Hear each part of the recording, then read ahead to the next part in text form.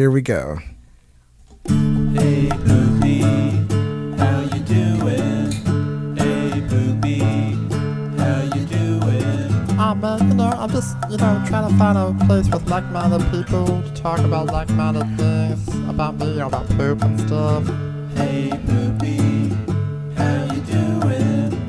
Hey Poopy, how you doing? Oh man, what's this right here? Is this a podcast about poop? And now, Shooting the Shit with Dave and Ellen. Hey, everybody. Hello. We are back. Well, I mean, they didn't know we were gone. Yeah, this isn't a live show, I guess. So. But we were gone for a little bit there. Yeah, the last couple episodes, we recorded them all in 1 week, so we didn't leave you hanging dry. Yeah, you don't want dry. You want dryness.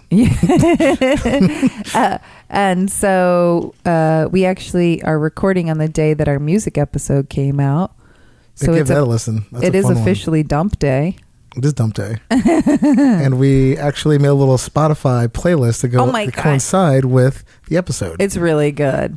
So if you go to Spotify and look up Hey Poopy Podcast, there's a playlist for you guys, and it's a fun one. I loved that music episode. I just finished listening to it on my way here, and that Toot It and Boot It song was like stuck in my head. Love it. It's not. Yeah, it's bad good. Yeah, like in that sense where it's like I probably would never listen to it, but I don't know. It's got a funny little beat to it. Oh, I love it. I like the chorus. It was one of the ones that gave me like the most stuck in my head. But anyway, hey everybody, this is Shooting the Shit with Dave and Ellen. And we're on episode 18. 18, but always number 2 to us. Always number 2. And we have a special guest today, Brant. Thank you so much for being here. But Thank you for having me. Yeah, but before we go into what he brought the longest list of notes, and I love him for it. Yeah. But before we go into it, we always do our check-in first. So how have your poos been recently? Well, I was traveling recently. Oh, okay. So I do get, the travel poop constipation or the opposite? Yeah, more constipated. It's more that it just throws off my schedule. You're going to a different time zone, you're traveling, stuff like that. You're off your schedule. So, and then today I had to poop after my shower, which I really that will ruin the rest of my day. I totally agree.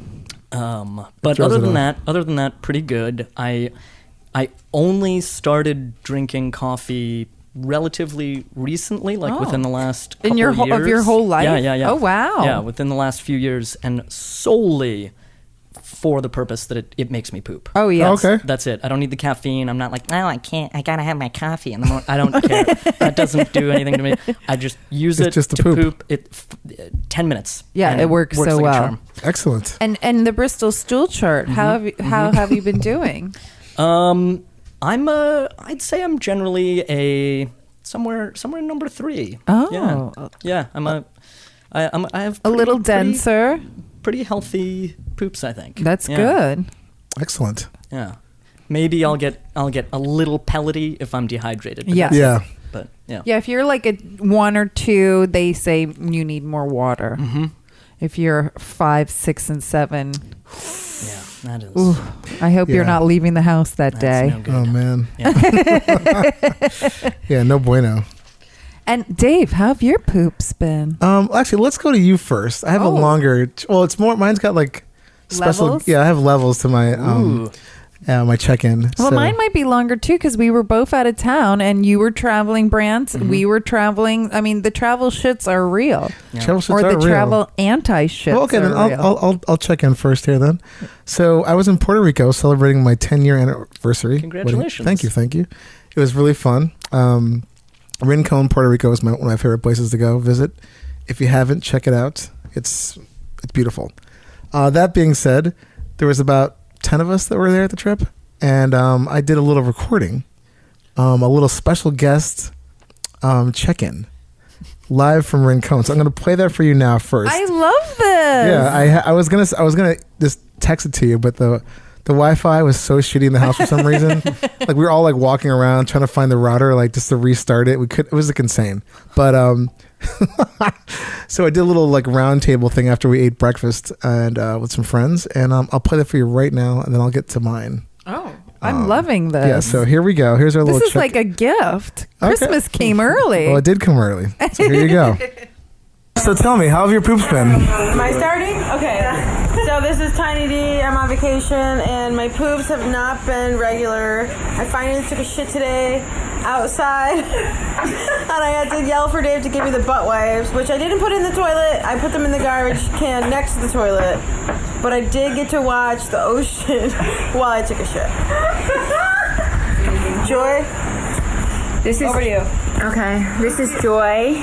My poops have been surprisingly regular. Doing the usual 2 poops in the morning, so I feel like I'm doing really well. Yeah, I'm pretty pleased with myself on this vacation. Yeah.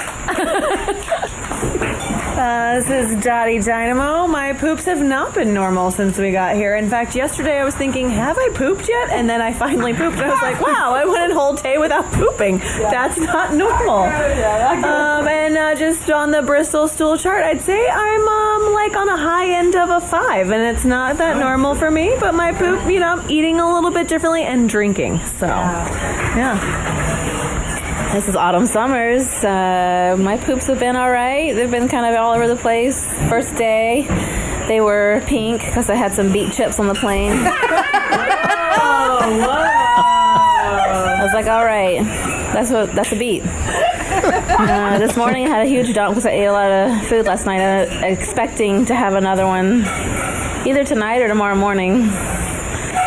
The more food you eat, the bigger your poops are. I gotta say, after drinking that rum drink this morning, it went right. I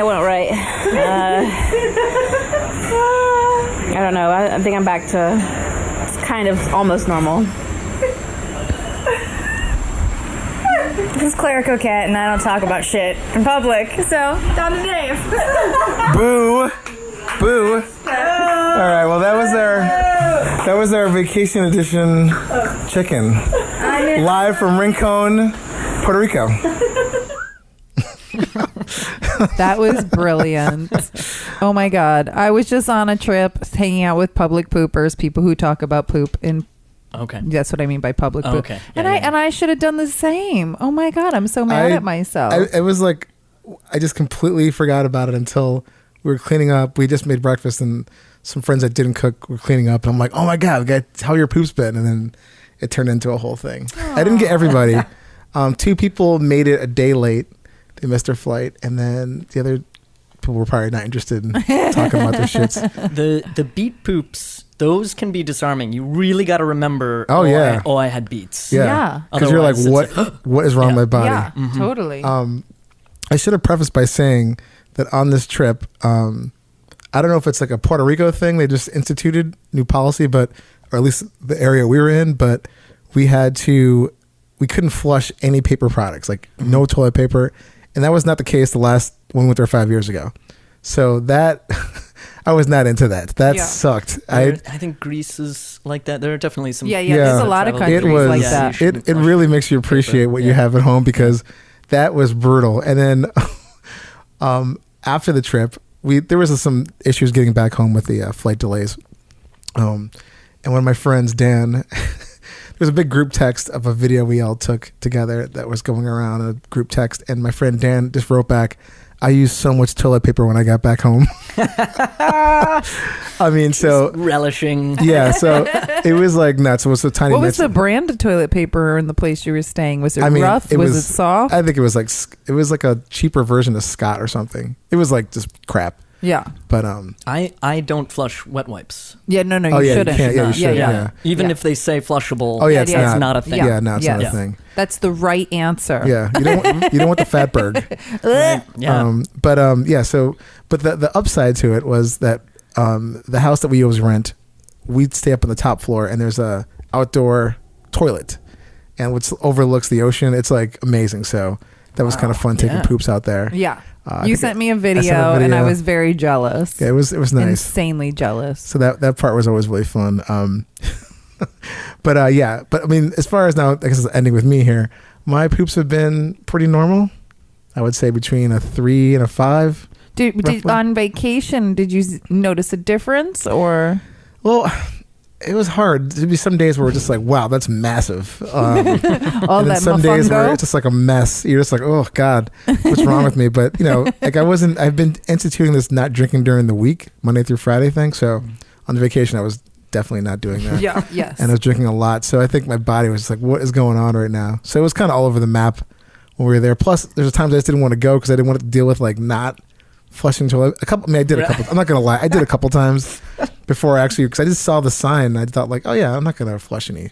You forget though. And I'm like, oh, this thing says no paper products. And so the first day I was kind of like just flushing away. You sometimes forget because you're so used to it. Yeah. So I mean, it was just. I wasn't into that part, but I mean, other than that, it was really fun. And you said that they had not had that policy the last time you were there. Yeah, I do not remember. Do you think it's because of tourists going there and flushing too much that they've had to institute? I think it's that. I think some of the plumbing probably got messed up after the hurricane. Sure. Yeah. I mean, that part of the island looks pretty good. I haven't been in most of the parts of the interior that I heard weren't as like built up yet, or at least refurbished. But yeah, I think it's a mix of things. I think a lot of tourists just come in there and are like, whatever. And people are just dumping in tampons, all kinds of stuff. So, which is like at this point, how do you not know not to do that? But anyway, the trip was fantastic. It was really fun. But I thought I had to talk about that because that was like so perfect for this show. Yes, 100%. But yeah, that's my check-in. My check-in is I was also away in LA for a week and stayed with friends for the first 3 days and then stayed in an Airbnb the last 4 days. And our friends loaned us their squatty potty in our guest bathroom. Oh, that's sweet. Oh, that's really sweet. Thank you. Thank you. I mean, how much do you love people who give you a squatty potty? But I did tell them, I was like, okay, you guys, squatty potty is amazing. You got to up your game with that bidet. Time to get the tushy. Time to get the tushy. So, but they were at least like on the level.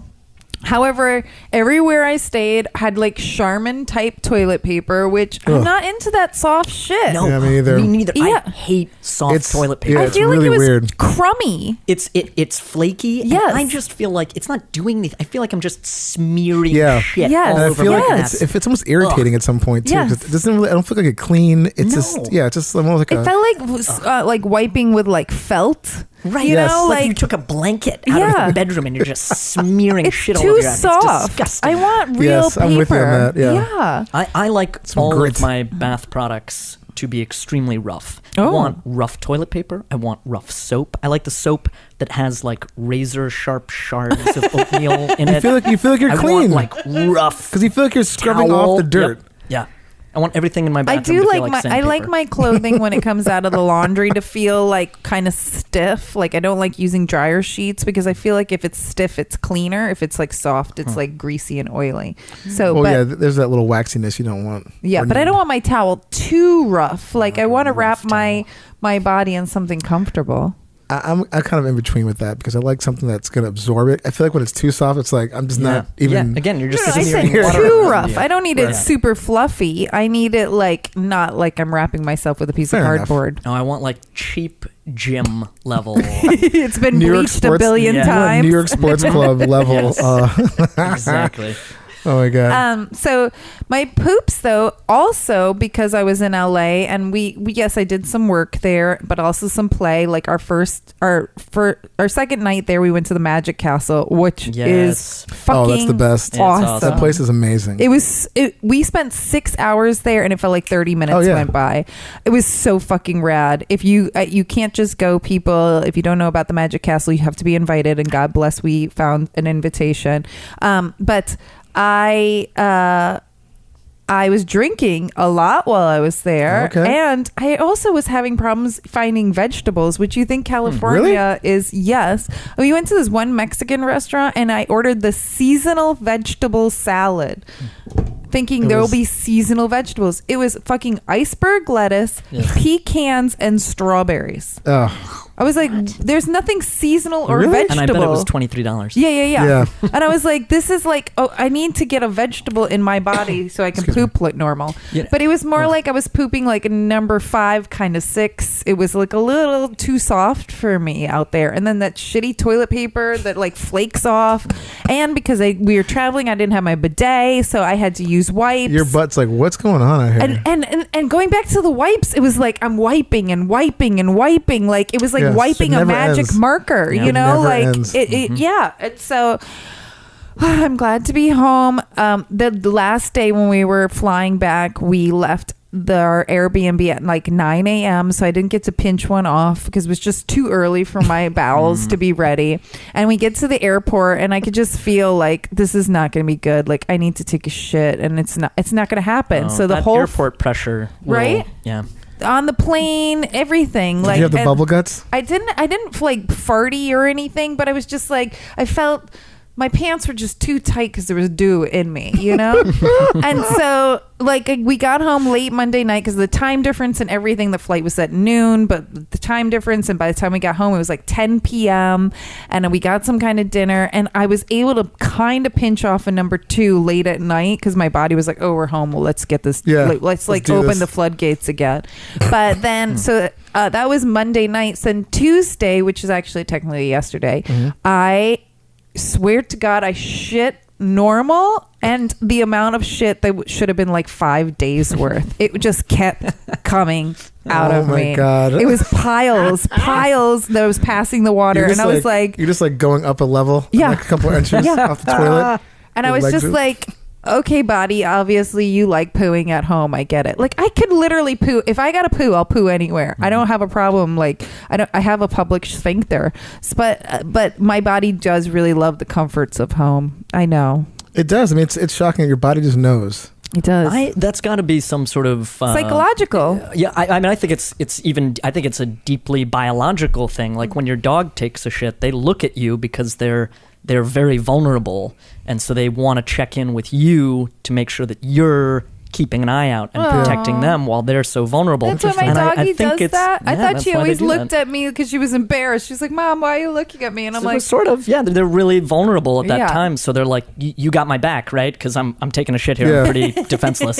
And I think I got some business here. I think somewhere in our lizard brain, we're thinking this is your home. Your home is your safe little cave. And we don't want to be vulnerable out in the world while we're shitting, which is why some people get travel that issues. makes sense, yeah. That makes so much sense.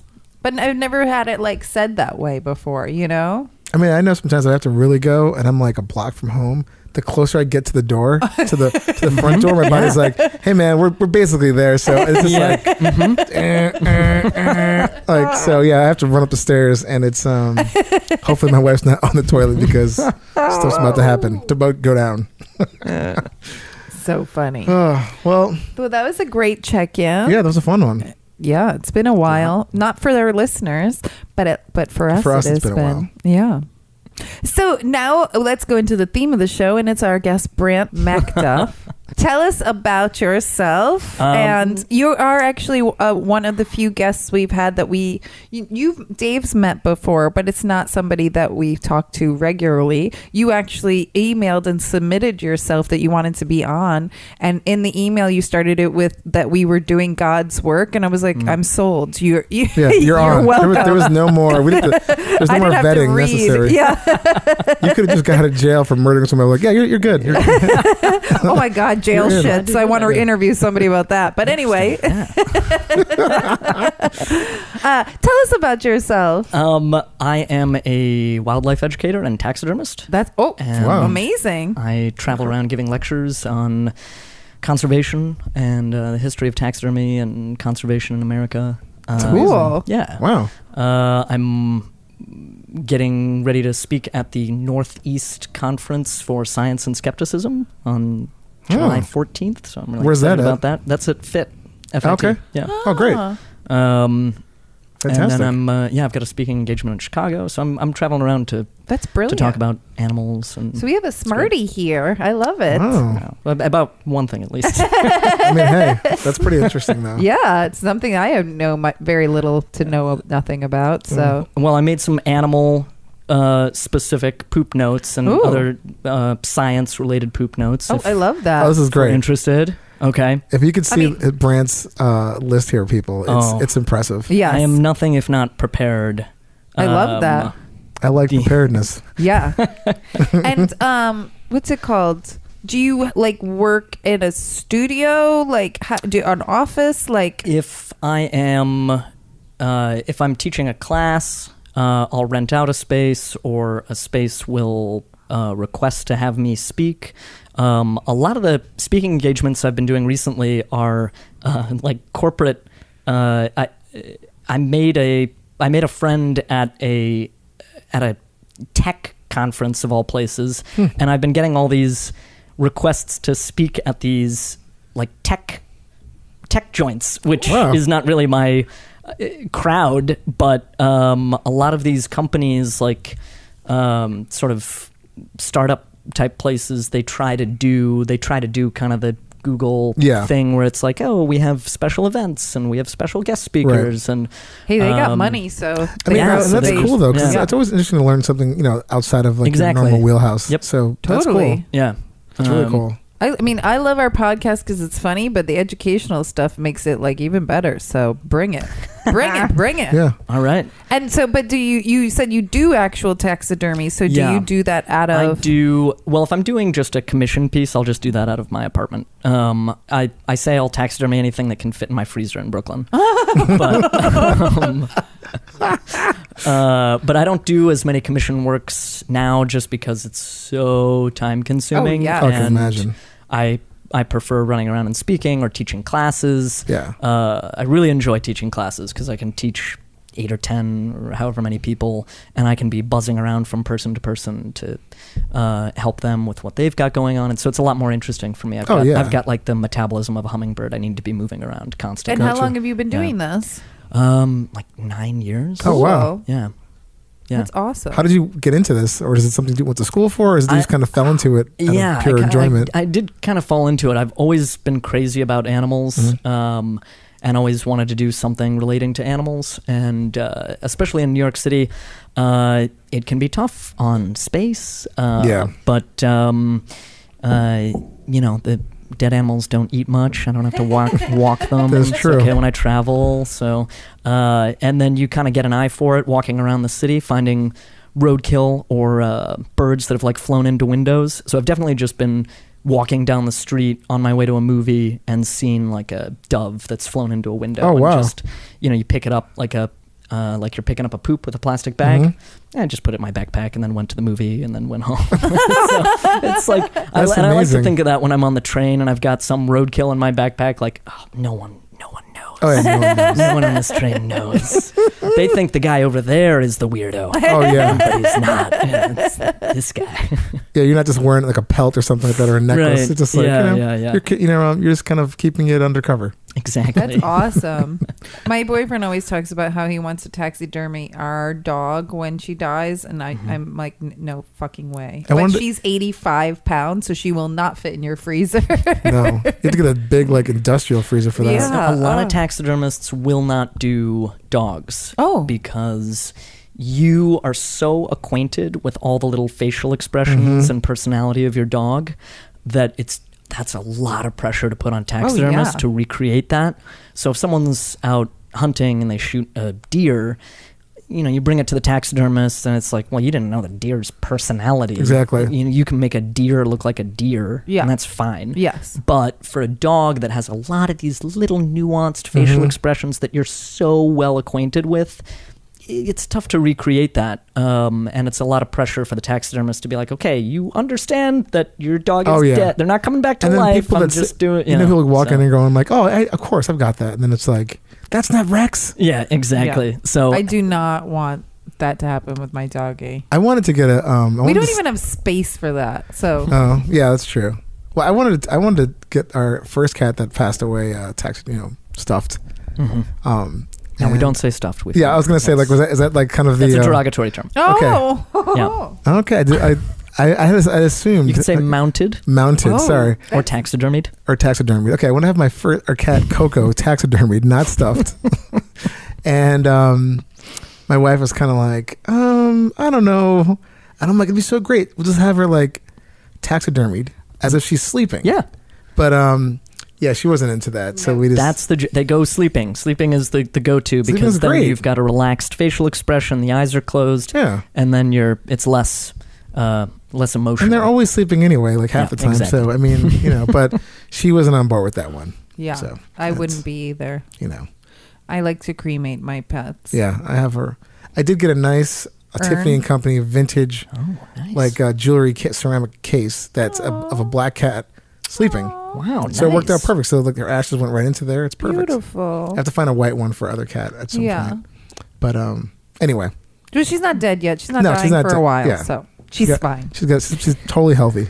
Okay, let's go into some poo-poo talk. Okay, yeah. I got all kinds of Poops. science poop talk and animal poop talk. So, speaking of cats, Okay. Cats will poop outside the litter box, and that can be showing you that they're unwell, they're sick. So that can be a sign of illness if your cat poops outside the litter box. The majority of time, it's just a fuck you. Yes. It's just a Oh yeah. yeah. I've got a lot of those. I would, that's my cats. Yep. Unless they're sick, then it's, But you're saying, Yeah, exactly. And generally, you can tell whether it's illness or a fuck you based on the consistency of the poop itself. Yeah. So Yes. that's an easy way to determine If it's a Bristol someone's mad at you. 7, they're sick. Oh yeah, something's wrong. Right. If it's a normal hard do, they're like, I hate you. I actually had a cat that I was trying to teach her tricks when she was older, and she was so mad at me for making her do it that she would then potty outside the litter box to be fuck you. And I was like, okay, I'll stop it with the tricks.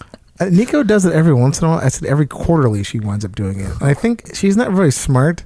Oh. And at just times where I've been like, I've seen her just sort of squatting in the corner. I'm like, are you taking a shit right now? And I pick her up, I put her in a litter box. She runs right back out the litter box into the exact same spot and goes. I'm like, wow. It's really random. I mean, she is 16. But, It's an Alzheimer's thing? I don't know. She just every once in a they while. can go a long time. Cats. Yeah. It's a really weird thing, but never like a, any kind of thing that would lead to like, oh, I think she's sick, because it's pretty solid. Like a Lincoln log, just like a... Yeah. But that is, it's fascinating. Termites. Termites, the way they poop it's almost pretty instantaneous from when they eat to when they excrete. And what they excrete ends up becoming that termite mound. So when you see those giant termite mounds, that's mostly termite poop. Wow. Oh my God, Dave, you're totally a termite. Because you eat and then you have to poop like right after. I kind of am. You were a termite in your past life. I know it.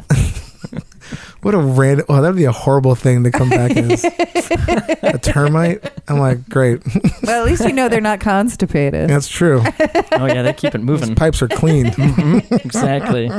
Similarly with parrotfish. Parrotfish they have these, they're called parrotfish because they have these sharp beaks, and they'll use those beaks to nibble at coral. And then they pretty much excrete very quickly, and what they excrete is basically pure sand because it's the nibbled up coral that's passed through their system. Okay. So there are some white sand beaches in Hawaii that they think are primarily comprised of parrotfish. Wow. Oh, that's amazing. That's crazy. Yeah. So when you're laying there on the beach, you're on a relaxing vacation, you're laying in shit. Yep. I've been to Hawaii 4 times, so that's... Yeah. I might have been laying in some parrot shit. Exactly. Or sorry, parrotfish shit. Parrotfish shit. Yeah. Big difference. Oh yeah, that is true. Yes. It's like Snooki from the Jersey Shore. She said that the ocean was salty because of all the whale semen. What? Oh my God. Which we unconfirmed. Yes. Yeah. But we do now know that beaches could be fish Hawaii, poo. White sand beaches. Yeah. Wow. That's hilarious. Yeah. Oh my God. Let's see, what else have I got here? Vultures. A lot of vultures. So when you see a vulture and, they've got the bald heads, they're bald because they're sticking their heads into the carcasses of dead animals to eat. They eat carrion. So the reason why they're bald is so that all that blood and guts and goop doesn't get stuck to their feathers. So they have that bald head. Evolution thing. Yeah, totally. But in the meantime, their feet are getting all gross. And what they'll do is a lot of times they will crap on their own feet as a method of cleaning them. Wow. And in parts of Africa, water is hard to come by, and you have to keep your feet clean. So the contents of their excrement is such that it's basically cleansing after they've been walking around all day. And wow, that's nuts. You would think that shitting on your feet would actually be dirtier. Wouldn't be great, yeah. For buzzards, it's like, putting some nice foot spray on or something. Yeah. Some kind of cleansing. That's really disgusting. Oh, maybe I should have saved that one for last. No, I don't know but if they get, I love it. I don't know that they get grosser. I love it though. That's oof. A lot of times architects have to take pigeon shit into consideration when designing a building. Because why? The pigeon shit is like acidic or something? Partly it's not great for the building, but mostly it's just heavy. You get enough pigeons shitting all over your building, you are adding serious tonnage. Wow. I never even thought of weight. Wow, that's crazy. Huh. Yeah. I would have thought it would be like a dyeing agent. Because I know for cars, it's like... Oh, right. It just totally ruins the paint jobs. Yeah. Yep. But that's... The weight thing is new. That's crazy. I mean, I've never even heard of that before. Wow. Yeah.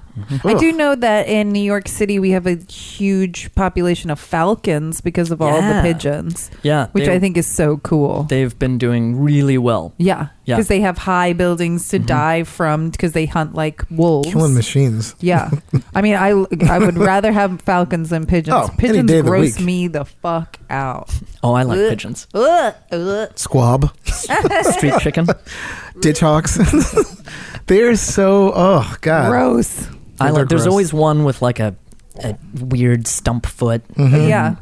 It's like, I feel like you kind of know, you sit down in a park and you're like, oh yeah, I know that guy. I like pigeons as like an icon, Right. like iconography kind of stuff, or like illustrations, but like to actually see a pigeon, it's just, you're just like, that thing is so dirty. I mean, it just looks dirty. Have you ever seen a pigeon make flying another rat. pigeon? Like, they're just come out whole. I really don't even think there's such a thing as a baby pigeon. Baby pigeon. It's hard to find them. Yeah.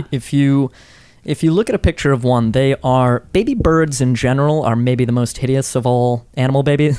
Yeah. But a baby pigeon, those are unattractive little creatures. Ugh, no thank you. But I mean, pretty amazing that... Also, we can blame ourselves for how disgusting pigeons are. Look no farther than the human race. Yes. All our garbage. But I mean, it's just like, it's kind of funny. I'm shaming pigeons. Meanwhile, I'm like, well, not me, but... my fellow man people just leave garbage everywhere for them to kind of eat. Yeah. So yeah. I live near the BQE and there's so many of them underneath it, like building nests and stuff. And it's gotten to the point where when I walk underneath it, I just literally, like, my skin crawls because of how much pigeon shit. And just they've shit on me many times when I've walked underneath it. And then one time I saw one hanging dead from like one little something. And it was just hanging there for weeks. And I was like, somebody get rid of that fucking thing. Like, get a hose. They're flying rats. They're the worst. The worst. See, I like rats too. I get so excited when I'm standing in the subway and I see rats running around down there. Oh my God, no. Nope. Yeah. Oh, I love them. Yeah, I'm not. That's why I love cats, because they kill those fuckers. Yeah. What else do I got here? Let's see. Okay, so do you know capybaras? No. The capybara is, you might know them if you saw them. They're very cute. They're the largest member of the rodent family. Oh, they're found in like Brazil or something like that, or in South America somewhere. They kind of look like a giant guinea pig. Yes. They're furry and they've got I've these seen them square at like noses. like the the zoo. freak show. Yeah, or the freak show. They had like the largest rat, and then you could see it. I've seen them at the Buffalo Zoo of all places. We were doing a drawing class there when I was in college. So Yes, I've seen one in person. They're big. They're big. Yeah. They're big. They're very cute. They're very chill. All they do is like hang out all Yeah. day. Yeah. Well, capybara make 2 different types of poop. And so their first kind of poop is sort of green, and it is the grasses and foods that they're not really done digesting yet. Okay. They're not really done with yet. And so they'll poop it out, and then they can come back to it and eat it if they want. Yeah. If they want to keep working on that same, like the nutritional benefits of what they ate the first time. And then their second type of poop is like a brownish, blackish. That's just their waste poop. They're done with that. Okay. But so they can kind of be like, oh, this one, let's set aside this poop for Fascinating. later. And I listened to this podcast about poop, and it said that when it comes to animals who eat poop, they're almost always vegetarians or omnivores. Never will a carnivore eat poop. yes, definitely. So Yeah. dog will, because it's an omnivore, will eat poop, but cats would never eat poop. Right. Yeah. Yeah, and that's just the nature of the diet they're having and what is left over nutritionally. Yeah. People think I'm crazy because I love the smell of horse shit. But if you have ever smell some horse shit, it's so fragrant. It's just like You're like, fresh "Mwah, the cut bouquet." grass. Yeah, horse urine is disgusting. It's very acrid, terrible. But horse shit smells incredible just because it's like the freshest hot grass. Oh God, my God. Brent, you're killing me here. I was I went for a run on the other day. It must have been a few days ago. But regardless, there was some horse stuff like going on in the park, and like that smell. After huffing and puffing going up this hill, I'm like, "Are you kidding me? Where is this horse at? I could just smell, but I didn't see it." And that's a very potent odor. I don't think there's any poo out there that I would like the smell of, but the urine I do think is also, not just with horses, cat urine I think is Sure. the most urines are really acrid, just terrible. Oh yeah. Yeah. You don't want. Ugh. I hate my boyfriend's smell of his. He does this thing where he pees in the morning and won't flush it, and then I go in and it's like orange. Oh yeah, that morning nuclear. pee is Yeah, and I'm rough. like, what the fuck? It's like You need- oily. Yeah, I'm like, You gotta drink some water. Drink Yeah. more. Your fucking insides are Yikes. melting. So gross. And I'm like, why can't you flush this? Is he trying not to wake you up with the sound of Yeah. the toilet? He wakes me up with his horrible snoring. Like this flushing toilet would be an actual like relief in comparison to his snoring. If it's yellow, keep it mellow, man. Oh, but mind you, I've been doing that recently because I'm like a new age hippie. I'll like pee and not flush because like I don't want to waste Save the a water. flush, yeah. But then he'll go into the bathroom and flush my pee before he goes. I'm like, you son of a donkey. He doesn't Like, want PMP. yeah, but he leaves his pee for me. You Oh fucker. my God, my wife, if I don't flush, it's just like, you would think that I just committed genocide against certain people. And I'm like, I forgot. How do you forget? I'm like, I don't know. Clearly I forgot because I didn't do it. So, Right. but With one or two. both. Oh, yeah. So, Oh, sometimes number two. I mean, What? two, yes. Look, it happens. I just get, you know what it is? Sometimes I'll be reading on the toilet and I just get distracted. I get up and I'm like, I don't know. There's no excuse for it. It's just occasionally, every once in a while, I will forget. And you would think that I just slapped her mother or something. Like, it's really. Oh, I do that all the time, but it's usually because I'm personal on the affront. phone. I'll be on a phone call and I'll shit mid phone call, but I don't want I've the done that. person to know that I'm shitting. Like yeah. I'm on hold with my insurance company for an hour. I'm gonna have to shit. Like you're annoying me so much, I gotta poo, and so then I'll forget That's to on flush. them. Tell them. Yeah. You just made me poo, you asshole. Yeah. Anyway, but like sometimes I'll mute the phone call so then I can flush, but like I'm like, oh, I'll just leave it for later. And then my boyfriend will come home and he'll be like, what the fuck? Why is your shit? And I'm like, I forgot. Whoops. I don't know. Every once in a while, it just happens. Maybe it's a freelancer thing. Like you and I both Yeah. work from home. I don't know. I just think We're sometimes, or there's times where I've been like, I put the lid down, I start washing my hands, and then I don't know, I get distracted with something. But regardless, it happens. Okay, I'm only human. I do it too. You know. Maybe but, it's subconscious. I'm like, I want you to look yeah. at my poo. Oh my God. She would kill me. No, if it's brown, flush it down. Yeah. Okay, pandas. Pandas will poop about 50 pounds a day. A day? Mm-hmm. Wow. Yeah. That's crazy. Yeah. It's been a problem for some... you've seen those videos of like dozens of little baby pandas at some Chinese panda breeding zoo or something like that. It's constant work to clean up after them. Yeah, I mean, there was I remember seeing an article about an ad in China, and it was open to anybody in the world, where you basically, I forgot the exact place, but excuse me, I was at a panda sanctuary, and they were looking for volunteers to just like help with the pandas. Like you'd have to have any kind of experience. I mean, they didn't say anything about cleaning up 50 pounds of poop per day, but it would totally make sense now. Yeah. They're probably, we need people to come in here and we need with shovels. We need help. Yeah. My question is, That's do crazy. their poops come out black and white? Like a cookie? Like a cookie? Or a yin-yang symbol? Oh my God. Oh, the black and white cookie. That's one of my favorite New York things. So tasty. I'm gluten free, and I just found a place that does gluten free ones, and it's wow. like fucking crack. Oh, You love it.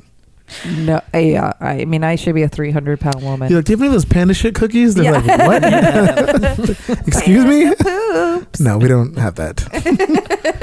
Now, It's our 50 pounds a day. Yeah, 50 pounds a day. But on the polar opposite end of that spectrum are sloths. Do you know about how sloths will only poop once a week? Wow. Because they spend their life up in the tree canopies. And because they hang upside down, they can't really poop that way. It's not... Because of gravity. Because of gravity, it would be dirty. Yeah. Which is kind of a funny way to put it for an animal that has like live algae growing on it because it moves so slowly. But that's a different situation. But yeah, it would be dirty because, and then also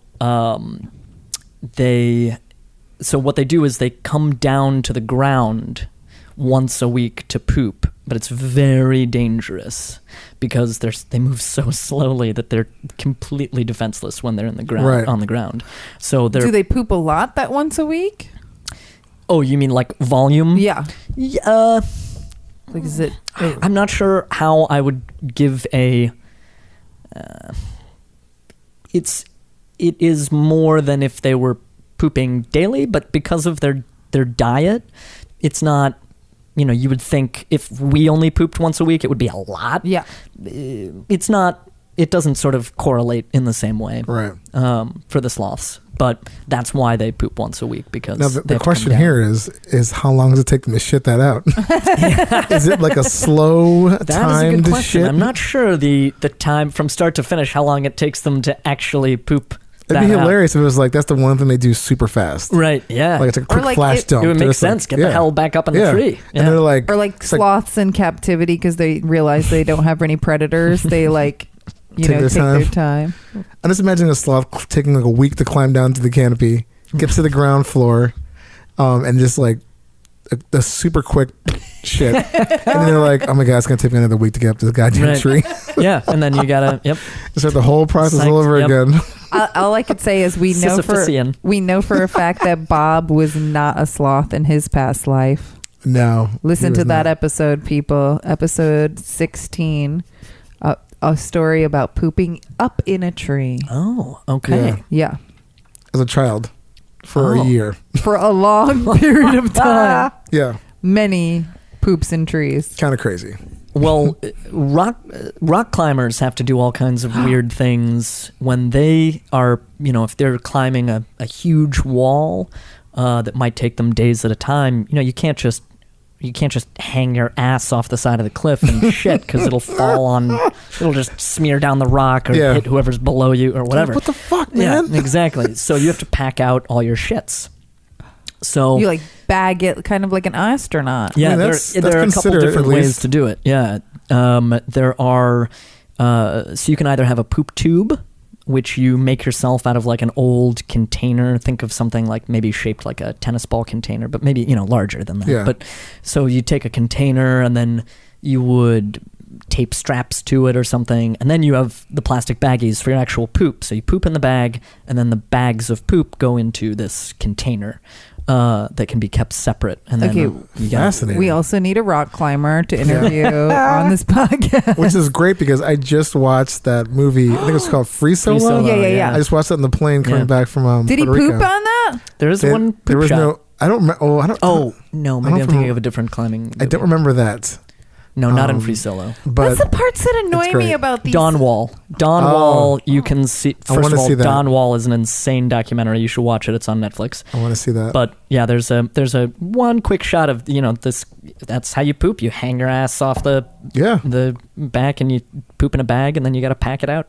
Oh, And Gerald was watching on the plane that documentary about World War One. I think it is that they just they're recolorized. Yeah. Oh, yeah, I wanna see It that. was on JetBlue. Yeah.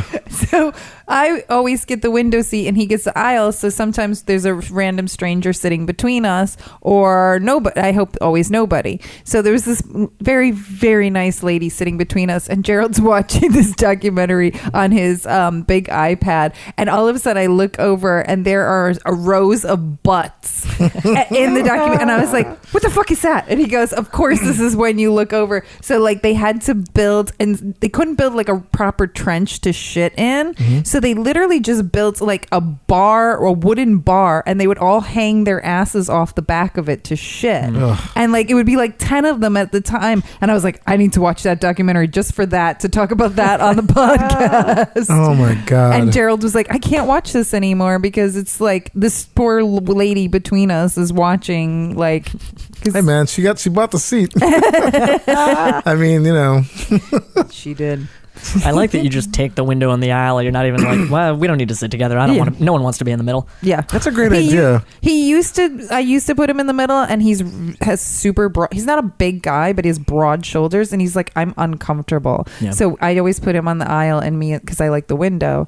And usually we luck out, and nobody wants the seat between us unless it's a really busy flight. So we lucked out on the way back. I want to start doing that because we'll share the metal depending on coming back and forth. But I hate the metal. It's the Fuck worst. the metal. Everyone hates Yeah. metal. Sure. But I'm gonna do that from now on. Yeah. I'm like, don't book the middle seat.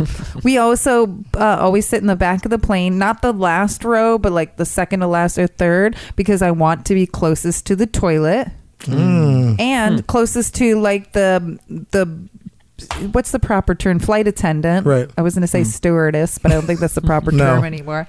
I want to be close to them because I'm JetBlue Mosaic and I get free fucking cocktails and I want that shit to keep coming. Nice. Okay. Keep those cocktails Fancy. coming. Fancy. So I lady. like literally plan out everything. And if you're JetBlue and you fly to places like LA, you get to exit the back of the plane. Oh yeah. Which that's is great, yeah. that's Long why I always do Beach. the yeah. Yep.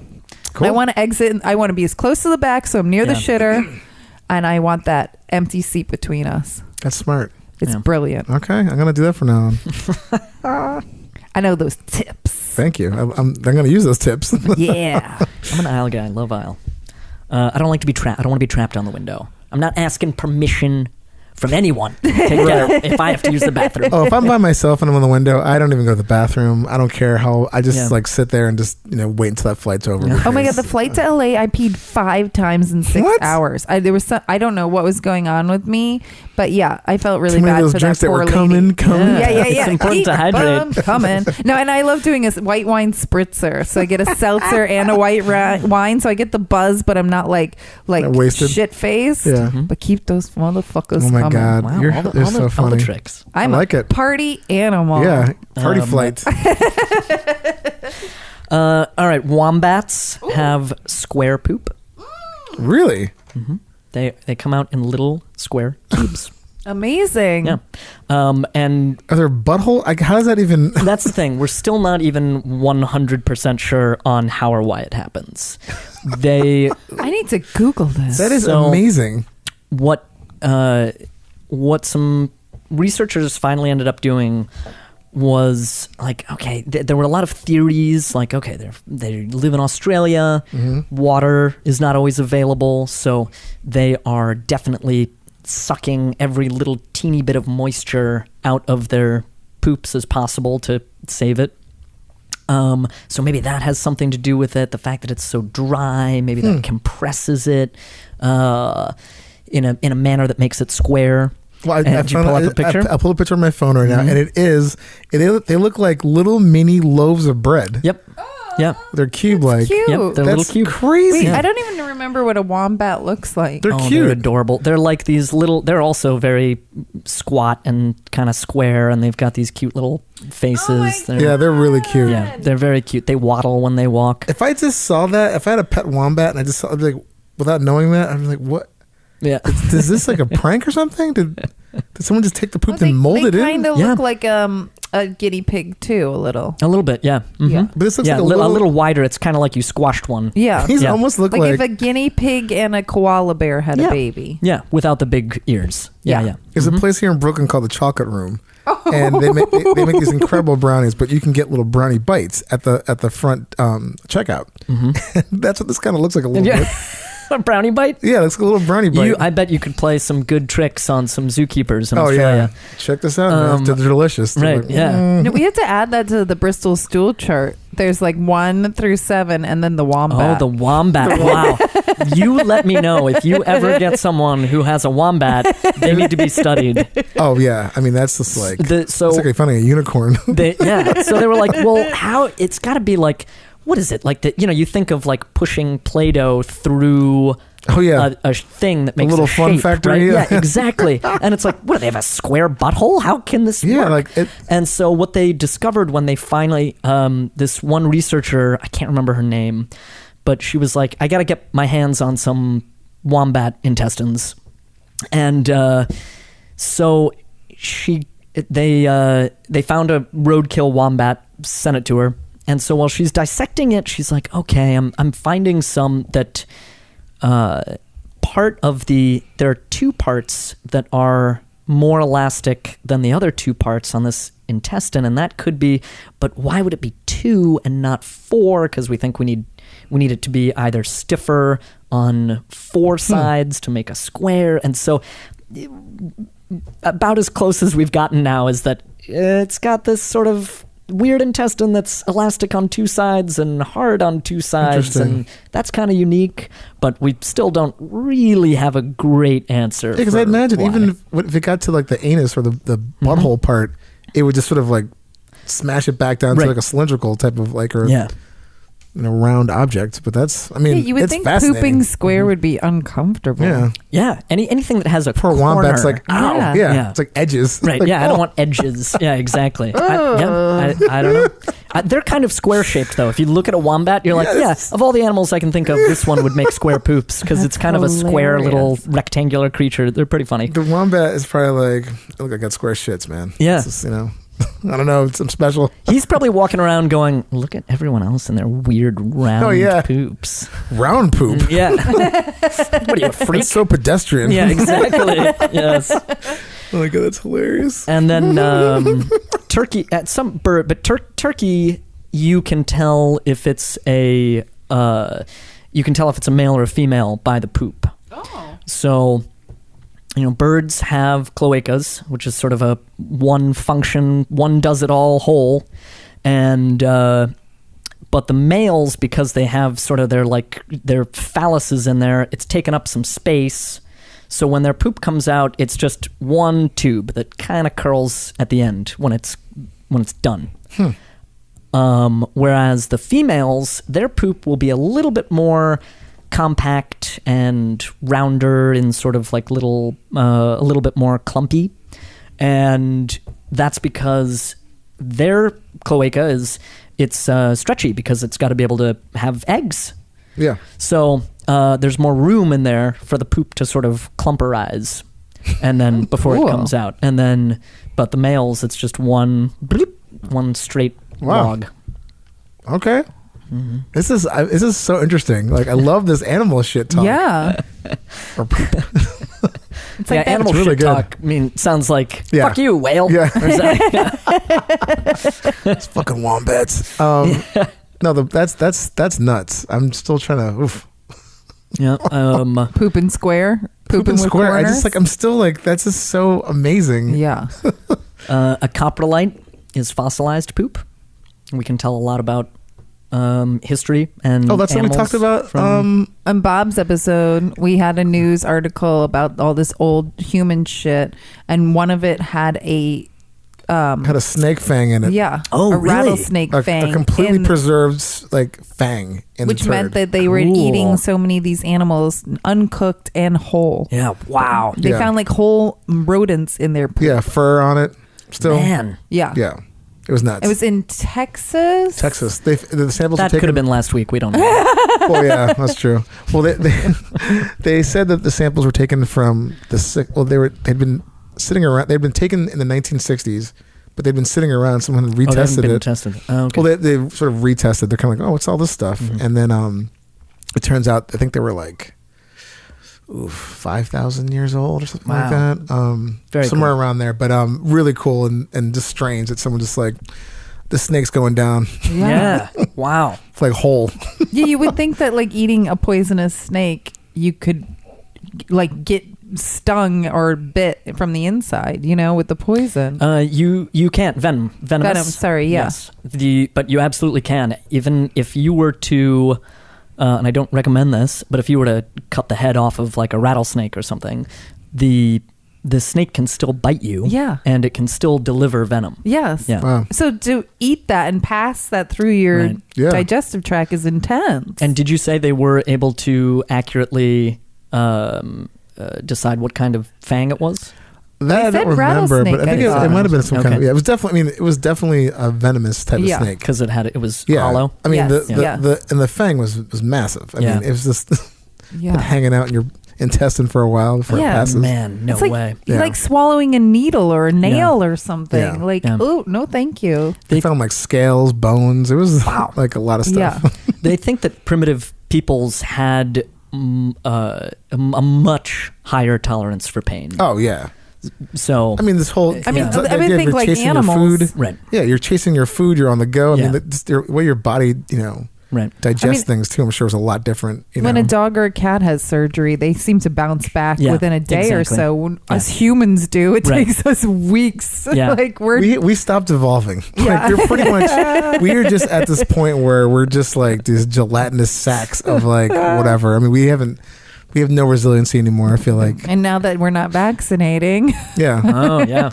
The only thing I'm noticing is like they have as far as evolution, I've just noticed the whole idea of text neck, like Oh, yeah, people yeah, that yeah. like are constantly like on their Getting phones and their wings. necks are like that's going to be some kind of weird like Right. hook like back thing. I mean, so maybe that's that's an upside to technology. oh my god, it's like those old people with the hunchbacks. Oh yeah. So it could Yeah. even take air in at that point. You're just kind of like, ugh. So what other type of I think that's all the Facts. ready facts that I brought. I mean, cow, like cow chips, cow poop. It's pretty stinky when it comes out, but it doesn't smell once it's been dried, and it dries in such a manner that it's safe to handle, and it's like a singular piece. It's almost like a dish. yeah, And you can burn those. interesting. I You mean, can burn it. cow like shit is great for everything. I learned that that's where Yeah. magic Mushrooms come from? Yeah, There's they have buffalo and cow chip throwing contests. yeah. Yes. But it's also good fertilizer too. Probably only if they're eating grass versus eating corn and all the crap Right. that we're feeding Yeah. these Right. over farmed animals. Yeah, the negative effects of having cattle are far outweigh any Yeah. benefits from their. This is true. And then Now I you also mean- learned recently that their methane gas that comes out of cows isn't coming out of their assholes. It's not farts. It's their burping. Really? Yeah, the methane gas, and it makes sense if they have the four Because of stomachs. their chambers. Yeah. Yeah. So it's not cow farts that are ruining the ozone layer. It's their burps. Because they'll bring cud back up Yeah. and chew their Oh. cud. Yeah. Crazy. But then they have those cows because they're eating corn that they have the ports on the side Yeah, of them they're because mutilating cows it's for that. disgusting. It's really disgusting. I eat meat and that's disgusting. I mean, although I get mine from a CSA share Yeah. 2 hours away, I try to It's as much as I grass-fed. could ethically. Yeah. Right. So Um, I'm actually working on a new lecture series about the importance of getting like people our age to start hunting. Oh. And how Yeah. beneficial that is for not only sustainable meat and also just conservation. The majority of it's also wild land in America is conserved with money spent by hunters, not by people hiking. I just found that out actually a few weeks ago. In California, is a big wildlife fund that it's mainly comprised of money from hunters. Absolutely. And also, I have Lyme disease and learned that it's because of the overpopulation of deer. And if we hunted them the way that before the white man came to this country, like the Native Americans did, that the indigenous people, we wouldn't have such a bad problem with deer, and then we wouldn't have such a bad problem with ticks. The ticks, certainly it would help if and we've done a really good job of managing the deer population in America. The deer population was almost decimated by farming, and when America was being settled and everything like that. But through conservation efforts and the understanding of proper wildlife management, the population, it's still overpopulated because there are just places you can't hunt. There might be a house 50. Right. So, but the management is okay, but ticks are going to be a big problem because of climate change. Yes. So they don't generally die in the winter, but they do sort of go dormant. Right. And with these milder and milder winters, they become more of a problem each year. But I heard like in Maine, they were having a bad Lyme disease problem, and then they killed a lot of the deers, and it wasn't as bad. So they're a big food source. Yeah. Well, I mean, they're literally a big, like one deer can hold hundreds of... Oh, moose have died in Maine because there have been so many ticks on them. Yeah. Really? Yeah. Wow. It's unbelievable. When I see a deer, I just like think the deer is just gonna all of a sudden looks at me and then points its head down and like summons all the tick power right towards me. I mean, they're ticks like are scary. I don't want Lyme. I don't want. Do you know Lone Star? Yes. The Lone Star tick, and they're. It makes you allergic to red meat. That? Red meat. Yeah, it's a tick that's now moving further north because of the global warming. Yeah, and they carry a disease that. It gives you a very serious allergy to a protein found in red meat. So you could contract this.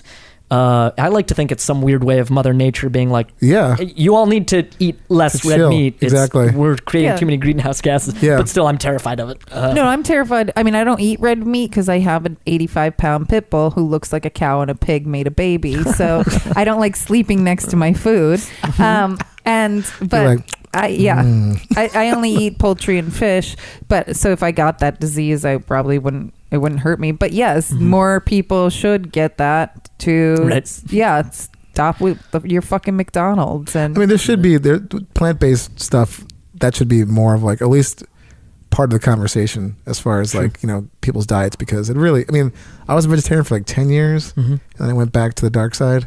Yeah, but that's why I'm a very guilty meat eater, and that's why I think coming to a place where you are, if you really want to understand the fact that you're eating an animal, it's like, well, go out and kill one once. See how that goes for you. I have the utmost respect for hunters who hunt for food. And like they use as long as it's not like they use the entire exotic animal. game. Not giraffe that I think or some is maniac. disgusting. But if you're hunting for food, I think that's brilliant. So, Brant, if you're done with your list of animals, can we ask you some of our questions that we ask all our guests? Go for it. What kind of toilet paper brand do you like, and are you over versus under? I will use any brand that's sort of the eco-friendly, recycled or whatever brand. So it doesn't. I'm not really brand loyal as long as it is some kind of eco-friendly tissue or whatever. Yes. And also some of them tend to be a little rougher, which I really enjoy. Yes. So it's a really win-win for me. I'm definitely over as most people are. That's it's on the what do you call it, the schematic for the design of the toilet paper roll is you put the toilet roll over. Also, when you go under, the toilet paper will be flapping against the bottom of the toilet paper roll holder. I don't want that. Really? Yes. I've never had that problem. That. But I mean, don't care for it. Sorry, I don't want to. Nope. Dave will always argue this. It's okay. Yeah. I have a move. Okay. It's called the spread and sit. I don't even know what that means. I Sounds will like a game. I will spread my own butt cheeks as I sit down on the toilet so that I have less butt cheek contact with the excrement. So you don't whoopee pie yourself. Exactly. Keeping those spread far and wide for minimal contact. I gotta try that. The old spread and sit. Okay. Wow. I'm going to check that out. Yep. And then I also, kind of like George Costanza, I don't like to have a lot of layers. You know, you can't help it if you're at a public bathroom. But if I'm at home, like shirts coming off, pants are coming off, they're getting thrown into everything far away from me. Yeah. Oh, that was one like of Keith's questions. Yeah. Yeah. That's interesting. Okay. I don't mind having clothes on, but I do this thing at night, even if it's just pee.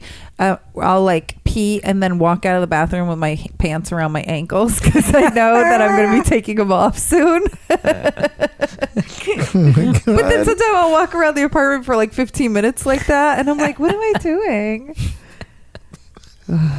God, I'm old and feeble. Oh my God. If there's no bathroom in sight, are you picking floor or pants? If you have to do a Bristol 7, it's coming out like hot lava. Oh man. I guess you got to save the pants, right? So I guess I'd go floor. Mm-hmm. Wow. Which I don't know how long we've been talking, but I realized I haven't even told the story that. Oh, yeah. I mean, if this goes into your story. Please tell the story. All our questions. Are you sure? Yes. Oh, okay. Oh, 100%. Yes. All right. Well, don't worry about time. Just okay. I mean, we don't have to ask these questions at all. We love stories. Okay. All right. So we're here for the knowledge. We're really here for the stories. Yeah, we want those stories. This one, man, even I've had friends ask me to tell this story. My friend asked me to tell this story at her family's Christmas. This is a good story then. So this was a few years ago, and I had just had a really nice day. Just a really nice day in Brooklyn with some friends. I had eaten at my favorite restaurant for lunch and my favorite restaurant for dinner. Mm-hmm. And I was on the train, and I was on that little portion where you're on the train and you go over the Manhattan Bridge, and the sun was setting, and I was looking out onto the Brooklyn Bridge, and you can see the Statue of Liberty out there. And I was just looking out the window thinking, wow, what a nice day I had. Idyllic. So, yeah, really perfect. And feeling lucky that, like, this is my commute home. Gosh, look at that. The Brooklyn Bridge, Statue of Liberty. And then, so in the time that it took to go from where you come onto the bridge to going back underground, all of a sudden I was like, my stomach feels a little funny.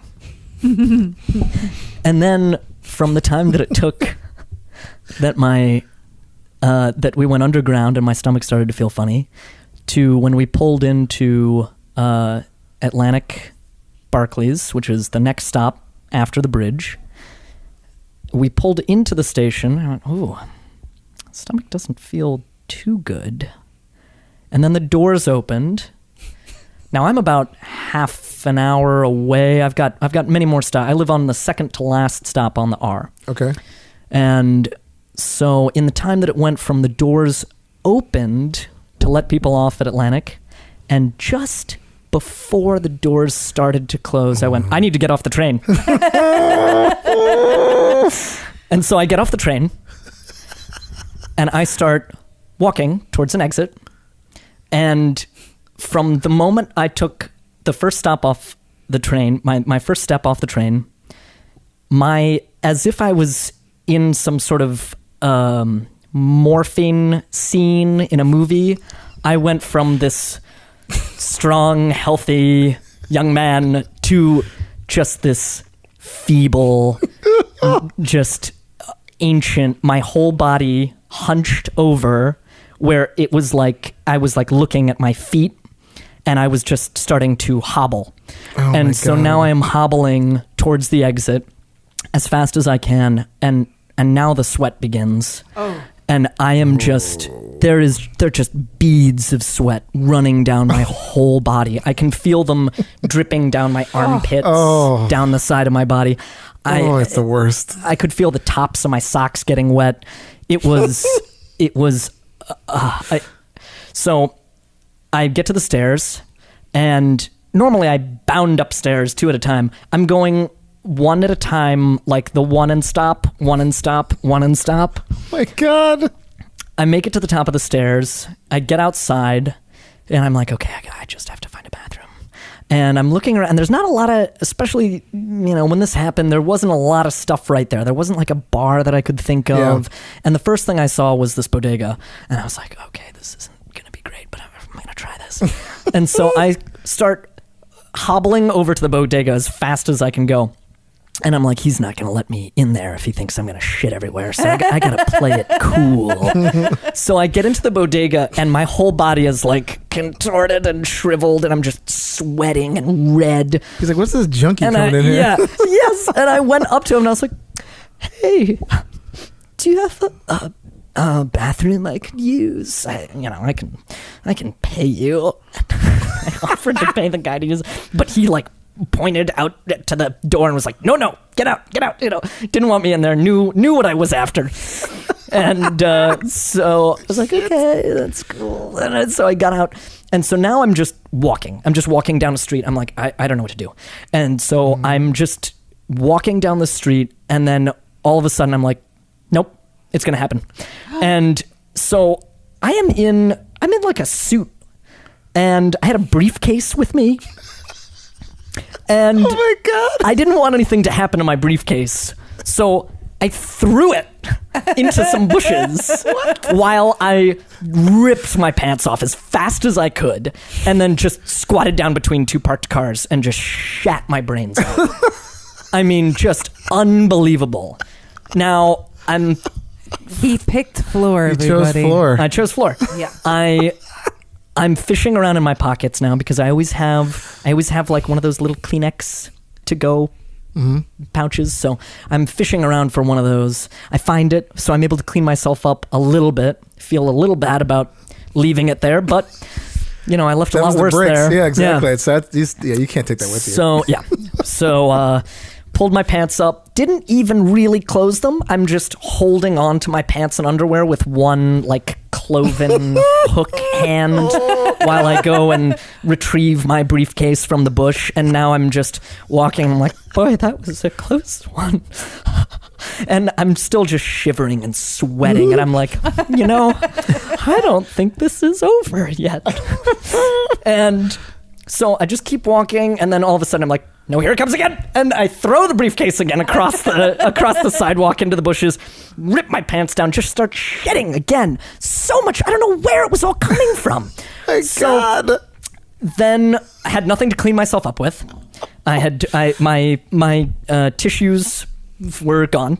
So again, I'm just like, oh God, okay. So I pull my pants up, and now it's like I'm just trying not to get my shit-stained ass anywhere near my underwear or anything. So I'm just clutching my pants over my butt and get my briefcase out of the bush and start walking again. Now I pull my phone out, and I realize I'm sort of near my friend's house. So I start texting him, and not even in my head, just out loud, I went, be home. Please, God, be home. And so I text him, are you home? SOS? Please say yes. And he's like, yeah. I was like, I'm coming over. And so I put the phone back in my pocket. I start walking more and more. And then all of a sudden I'm like, am I shitting right now? Oh my God. Yeah. I'm just shitting right now. I had no idea. It was just streaming right out of my butthole. Oh my God.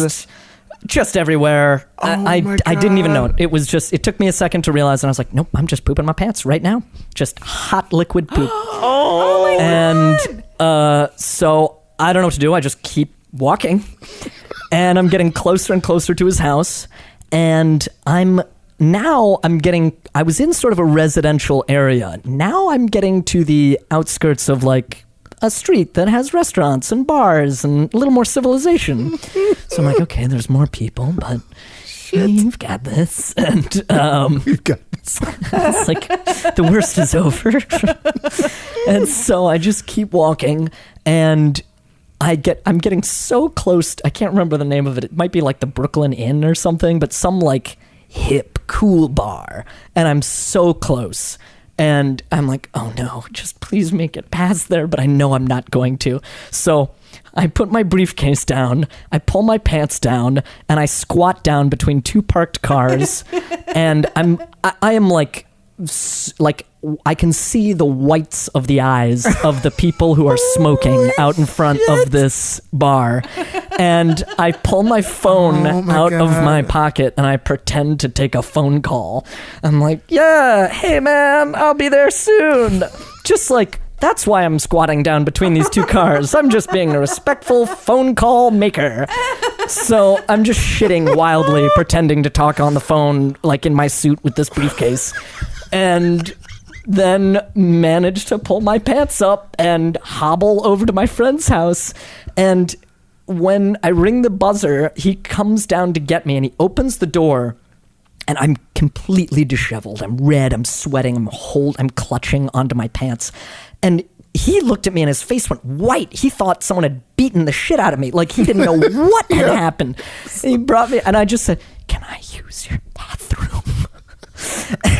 And so, he lets me come upstairs, and I'm in the bathroom for like, I don't know, maybe 20 more minutes. There was still shit up there. I don't know how I had any more shit left, but I was like, I just yelled outside of the door. I was like, can I borrow some sweatpants or something? It was, oh my God. If it was something in the food that I ate that day, it was the quickest bug that I have ever had in my life. Never has something been so furious, so quick, and just over. But oh my God, you must have felt elation after all that was finally over. It was more the next day. Right. But, oof. That's brutal. That is burn your underwear and pants. Yeah, I felt like I must have burnt like the hair around my asshole. I was like, this is fried. It was graphic. Oh my goodness. God bless whoever your friend is. Your friend is a fucking great hero. Friend. Yeah. He is. Yes. And that feeling too when you're texting somebody like, please be home. Yeah. Like, I was thinking when you're like, yeah. My friend, when you were talking about that, I'm like, oh my God, please be home. Like, I'm for you. I'm like, please be home for this story. That is horrific. Yeah. Wow. And the people that were just smoking cigarettes out there must have been like, I don't know if they saw, or because it's New York, right? So it's like, there's one someone person between those cars. Well, that's like, true. Who cares? It could go either way. It could be like kind of like, yeah, this guy's shooting cars. My jaw was on the ground during most of it. Yeah. What do you think choosing pants, is that more of a I think people are embarrassed. Yeah. Yeah. I think they're embarrassed to pull down their pants in public and poop on the floor. I do think there's situations like if you were still on the subway, right. People have phones. You don't want to be that person who shit on the subway and somebody records it, I suppose I think it might be like, wouldn't you still know that someone had shit their pants if they left their pants on? Yes. I don't know. So I feel like it's worse to... Well, I mean, like thicker pants, maybe like a dark denim, you wouldn't see. But I think if you it's a pair of loose khakis on, some which white, is pretty much all I wear. So white linen pants. Yeah, there was a gentleman I saw coming off the Q train that I think there was something wrong with him, like mentally, but he had shit his pants, and I was walking behind him, like, this guy's walking kind of weird, and I look over I pass him, and I see like this streak of brown going all the way down, and then like his pants were like linen. White linen. Yikes. And you could see the whole stream and onto his shoe. I almost threw up. Oh. It was really bad. He was having a bad day. Yeah. Poor bastard. But that story was, oh my God. Yeah, it's a little better when I can act it out, but my God, it was and then I was like, well, everyone has a story like that, right? Like, has everyone almost or has shit their pants? Our third episode. We talked about accidents. I talked my accident story. Yeah. I mean, everybody does. I think that's too. It's like if someone actually did take a shit, like say on the subway, and people recorded it, which would be a horrible thing to do as a human being. Yeah. But I we're feel there. like I feel but there As would people. there would be some kind exactly. We've reached those goals as far as like just Humanity. complete human garbage. But I feel like some people have been in that situation where they kind of like almost sort of be like, you know what, man, we don't need to see this. Like we've all been there. Like it hits too close to home almost. Right. Like it's like there's something about it. You're kind of like, Right. that's not cool, man. Yeah. I mean, we've all because it's so relatable. It's so relatable. Yeah. Like especially living in New York City, where you're just like, you're using public transportation. You're like sort of a slave to whatever that schedule is. So if something happens, like you're fucked. I've been to Japan a couple times, and I'm a huge Japan freak. I love it there so much, and their whole poop culture is just next level. Yeah. And they're so clean. Yeah. Oh, There's yeah. a bathroom everywhere, and Yeah. even like public bathrooms that are right next to train stations with like the door open to the world and everything. You can go in there and it's the cleanest bathroom. Yeah. Oh yeah, you can get the like, floor. Yeah. Unbelievable. I was just there last year. And everything about it It's is great. amazing. I can't wait to go. I've seen like just videos about it, and like they had. Yeah. And I heard a lot of train stations. There's no actual garbage cans. Yeah. Right. Because Yeah, they don't you- litter. It's like people just Right. don't. They actually care about like Yeah, you hang on to your stuff until there's an appropriate place to throw it out. Yeah. I mean, it's fantastic. It's Americans. A lot of what made America such a like powerful country is sort of our feeling of like, me, I can do it. If I want to build an airplane, I'm going to build an airplane. I'm going to go to the moon. I'm going to, and it's like that kind of mentality helps America achieve amazing things. But at the same time, because it's such a like me, I society, that also means that it is a fuck the next guy society. Yeah. And in Japan, it's completely different. It is all about the team and the community and us and like, well, I'm not going to leave this public bathroom dirty because someone will use it afterwards. Yeah, exactly. And why would it? So it's like you go there and you're like, oh wow, this is how society should function. Yeah. Well, a lot of too, like, a lot of 100%. like school children. There's no janitors at a lot of schools. I've Yes, heard. They right. clean the school. It's like so you have this appreciation for like That's how you look, learn. Yeah. It's kind of like, well, I'm not leaving this giant mess for someone. Yeah. Especially shit. Yeah. If, And I can imagine if someone like had a really bad like just poop experience like that, there would be at least 5 people that would help out with that. Right. I mean, Totally. I've never been there, but I can imagine that would be the sort of like this person needs help. Why wouldn't I help them? Yeah. But And also then they'd make it a cute emoji out of it. that's sure. It'd be a story. It'd be a game show linked to it somehow. Yep. Oh, man. Yeah, we saw some game show Cheeky Lane Oh brought my to God. us where they blew air up their butt and then they had to hold the air in and arm wrestle, and whoever farted first lost. Oh my god. Yeah, They're it was just really so much further advanced than we are. funny. Yeah. It's amazing that we've even like this country's even like just survived this long. It's kind of Barely. crazy. I mean, barely hanging on by a thread. I mean, Darwinism is coming in with the Yeah. anti-vaxxers, so But that story was fantastic. I mean, yes, I feel bravo. I mean, My it's- jaw was on the floor. Like I wanted to laugh, but I was like holding my breath to hear what was going to happen next. when you said you were holding a briefcase, I don't know why that made me like lose it. It was Okay, no, big question. You went to your favorite place for lunch and dinner. I returned many a time, have never had a problem. Wow. Okay. Yeah. See, Cool. that would be like, I'd be like, fucking can't eat there ever again. yeah. I don't know.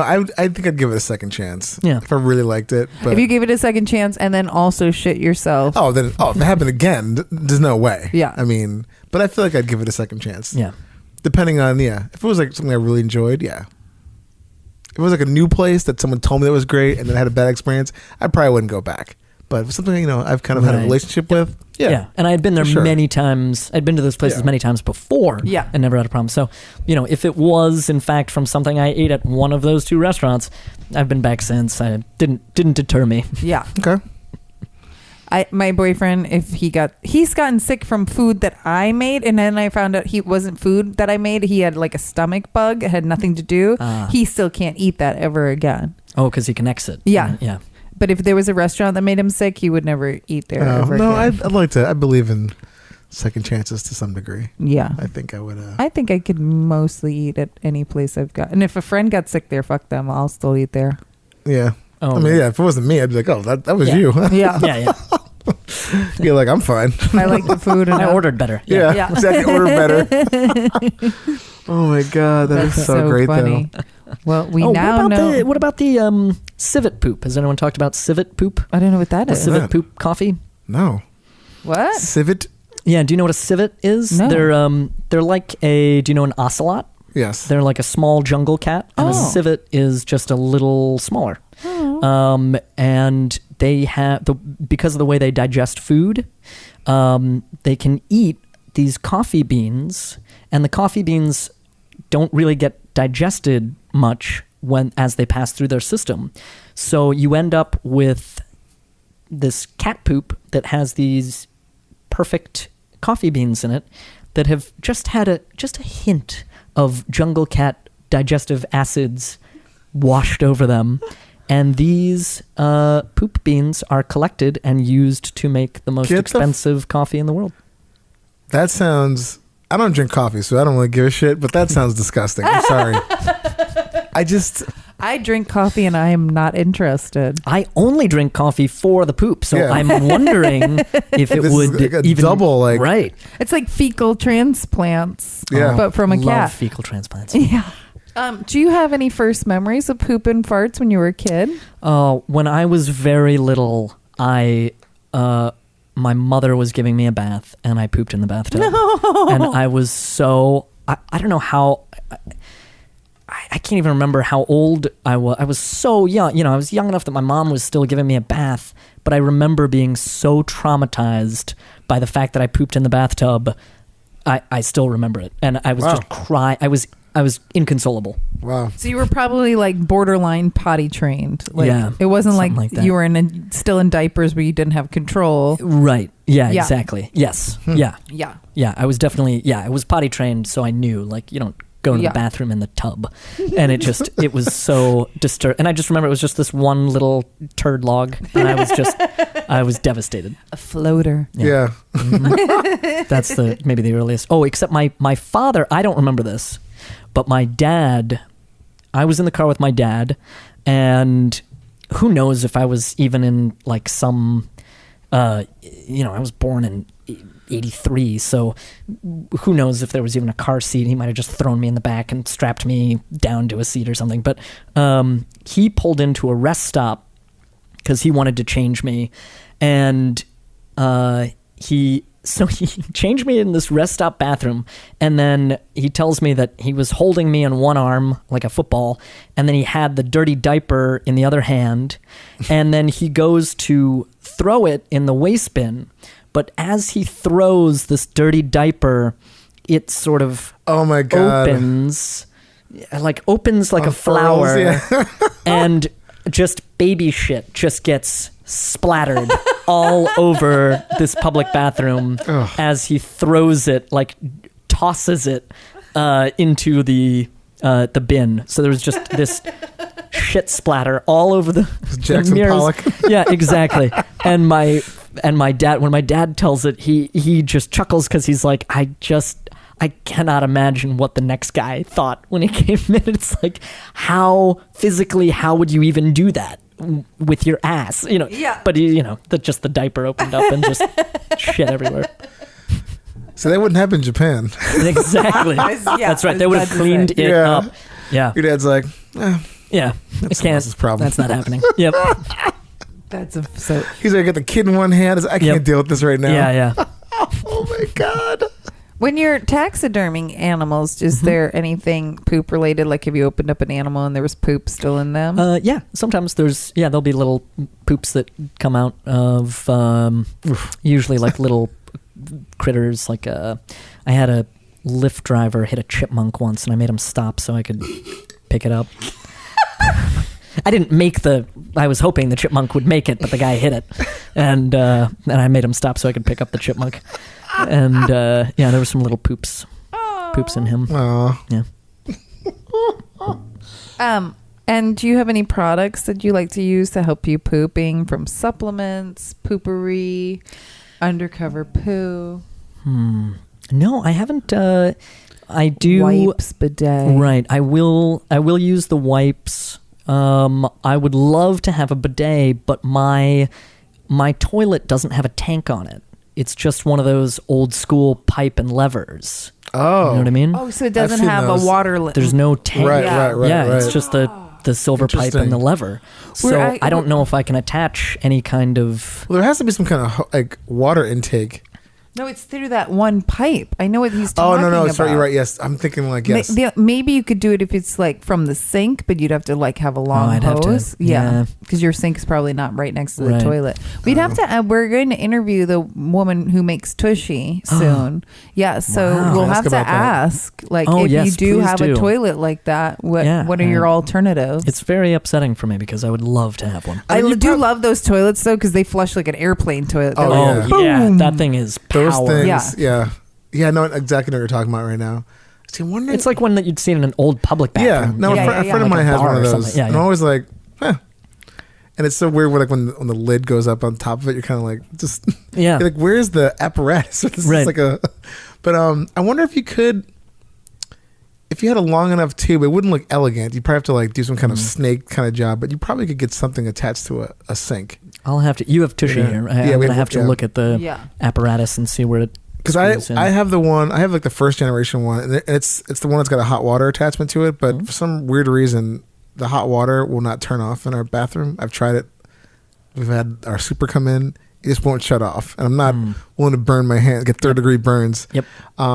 But normally I would just have to drill a small little hole and then snake the one little tube into that. I see. Yeah. So it's possible, but I mean, like, I don't know the configuration of your bathroom. You Right. probably have to, like, It's far do from some, the sink. Oh, okay. So, yeah, maybe that's not something you want to do then. But, you know, it's worth a try, maybe, possibly. And are you in a relationship? And does that person or past relationships, were they okay with poo talk? Are you? Yeah, it's more that I have a friend of mine who it's one of her favorite topics.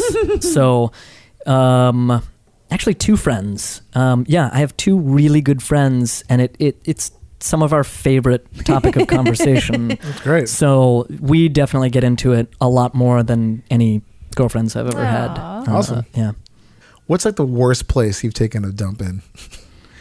Public bathroom or Yeah, public bathrooms in general are worse. Like I love to be outdoors. I do a lot of outdoor, different types of outdoor recreation, and I have no problem sitting in the woods, making a cat hole kind of thing. But public toilets, and it's even less so the toilet itself. It's more that those public bathrooms always have some kind of janky door and the like 1.5 inch gap between everything, and that horrible. The worst thing about public bathrooms are those shitty little locks, and it's like, oh, let me just turn this little knob and this one tiny Anybody can little just kick open. piece, and it's like, this is not this is not safe. This is not going to hold a door. No, I want like when you're trying to storm a medieval castle and they put like a giant log over hooks around that's what I want. I want the most ideal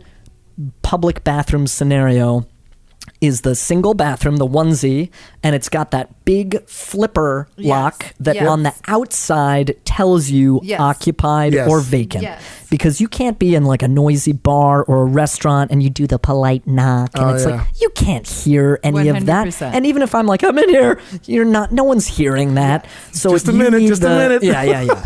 You got to have the occupied or the vacant flipper lock. That's the only way to go. I was talking to this European friend of mine, and that gap between the stalls, that huge, like where you could see everybody, like that's not a thing in Almost most anywhere countries. else. Yeah. Almost anywhere America else. is like the only Because place where we're fucking lazy. It's lazy. It's cheap. it's the It's- cheapest yeah. solution. But I was to, telling my Italian friend, I was like, yeah, we don't have, guys don't. And she goes, we also, in restaurants, put our toilets as far away from people eating as possible. Like most European bathrooms, you walk downstairs into the basement or far, far away. And I was like, oh my God, that's so true. There's so many restaurants here in New you're York. sitting right next to the bathroom. Yeah. Well, it's another thing too. It's like New York space is like, it's Limited. it's completely limited. So they're just like, fuck it. Yeah. If you get to this table right here next to the shitter, sorry. But, we are James Beard nominated restaurant, so you have to deal with the. It's like this food better be good, Right. But yeah, there's nothing worse than going to a place and you're sort of like, why am I next to the toilet? Yeah. It's horrible. Yeah. But I don't know. It's incredible the stuff that you just put up with. You just kind of like, sure. Right, because you don't. Yeah. Exactly. There's no option. It's like, But even when it you were telling me becomes you're normal. pooping between two cars, like I've seen guys masturbating between two Right. cars. Yep. I've like, and it's New York. You just see it and you're like, yeah, I'm gonna keep Oh, walking. we're so jaded in New York. yeah. completely. Yeah, which is kind of fun sometimes. Yeah, but if I saw somebody shitting between two cars, I'd be like, we're gonna it's- talk about it it's later on the completely- podcast. But It's desensitized you to any kind of like, to someone like visiting from Wisconsin. Yeah. They're probably like, whoa, that story is now in there. That's just in their queue. It's like in their, that's just part of who they are now. It's like, that time, tell them the story. You were in New York. Yeah, I mean, we're here. It's just like, it's like a Wednesday. right, exactly. Oh yeah, That's yeah. those guys Crazy who- people on the train doing something. It's like, yeah, whatever. Like just, the amount of condoms I see on the street that I'm kind of like, really? Like, just Yeah, couldn't wait. just put that right, Just- right there. I'm just dump this right here. Okay. But anyway. I used to be a kayak guide on the Chicago River, and you just see so many condoms in the river, and we would call them like Wisconsin whitefish. Oh my God. that's like so my gross. the public stories I told in the public episode, where there's this part in Prospect Park where guys go cruising, and there are condoms and piles of shit, human shit, because it's like tushy sex. It happens. Yeah, man. Yeah, Those accidents. Yeah. There's like, someone will take care of this. That's a whole other like, someone else will, deal with this. So gross. Oh, poor groundskeeper. Like, I Oh, get paid yeah. enough to do this shit. Yep. Yep. Brant, do you have any other stories you want to add before we get into our next segment? No, I don't think so. I don't think. Oh. Oh well, going back to Japan for a second. Do you know about the Mariko Aoki phenomenon? No. That is in Japan when you go into a bookstore and then you suddenly feel the need to go poop. Oh. That is a whole phenomenon in Japan, and they have a name for it.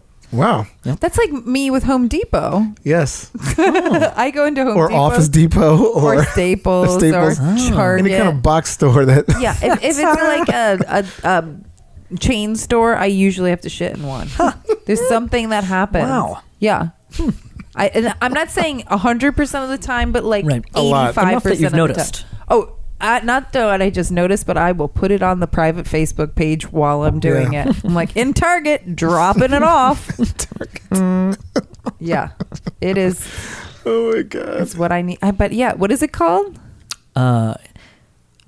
Mariko Aoki. Mariko Aoki. Aoki. Okay. I'm Mariko Aoki for Target, Home Depot. That's going to be your new AKA. Except for, I realized, you know what? It's so funny. Always shit in a Home Depot. I've been in Lowe's a bunch. Never pooped in a Nothing? Lowe's. Oh, you're a I think loyalist. I Yeah. think I'm like, You have brand loyalty. Mm-hmm.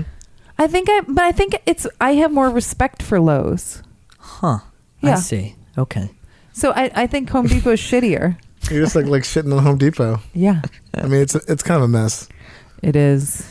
Oh, God. Well, now it's time to get into our. Let's get shitty. This is our segment where we complain about stuff, and you can complain about anything you want. That's why I live in New dumping York. ground. So All right, here we go. Ladies and gentlemen, it's now time for Let's Get Shitty!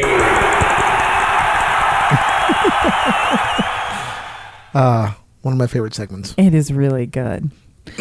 Brant, do you have anything you want to complain about? You can listen to our complaints Man. first if you Yeah, want to. please. Dave, do you have a let's get shitty? I mean, again, this is probably a first world problem, but this whole idea of like travel, since we've been talking about travel in the beginning of this episode, I just can't figure out why the TSA even fucking exists. I know why they're there Yeah. in theory, but it's just in practice, it is one of the worst like outfits out there. I mean, they're just like, look, I'm sure there are people out there that love their job, they do it well, but for the most part, my experience has been just like absolute just torture, draconian. They're the postal workers of the airline. sky? Yeah, it's just like they're just miserable people. this whole idea. It's like I go to the airport 1 month, take your shoes off, take all your shit out of your bag. You go back the next month. Oh, hey, keep those shoes on. I'm like, what? I'm already taking them off. Put them back on. Keep all your shit in the bag. Yeah. And now the newest thing which drove me crazy was the whole idea. You go once you get past that little first section of security. Now we're going through the whole like bag inspection, and you grab those little trays, yada yada yada. I go to grab a tray. There's a TSA agent behind like the conveyor belt before you walk through the little like microwavey thing, X-ray machine. But this guy was like, no, sir, we'll give you the gray tub. And I'm thinking like, since when? I mean. I don't fly as much as I used to, but I've pretty much always grabbed it myself. There's a giant, huge stack of trays.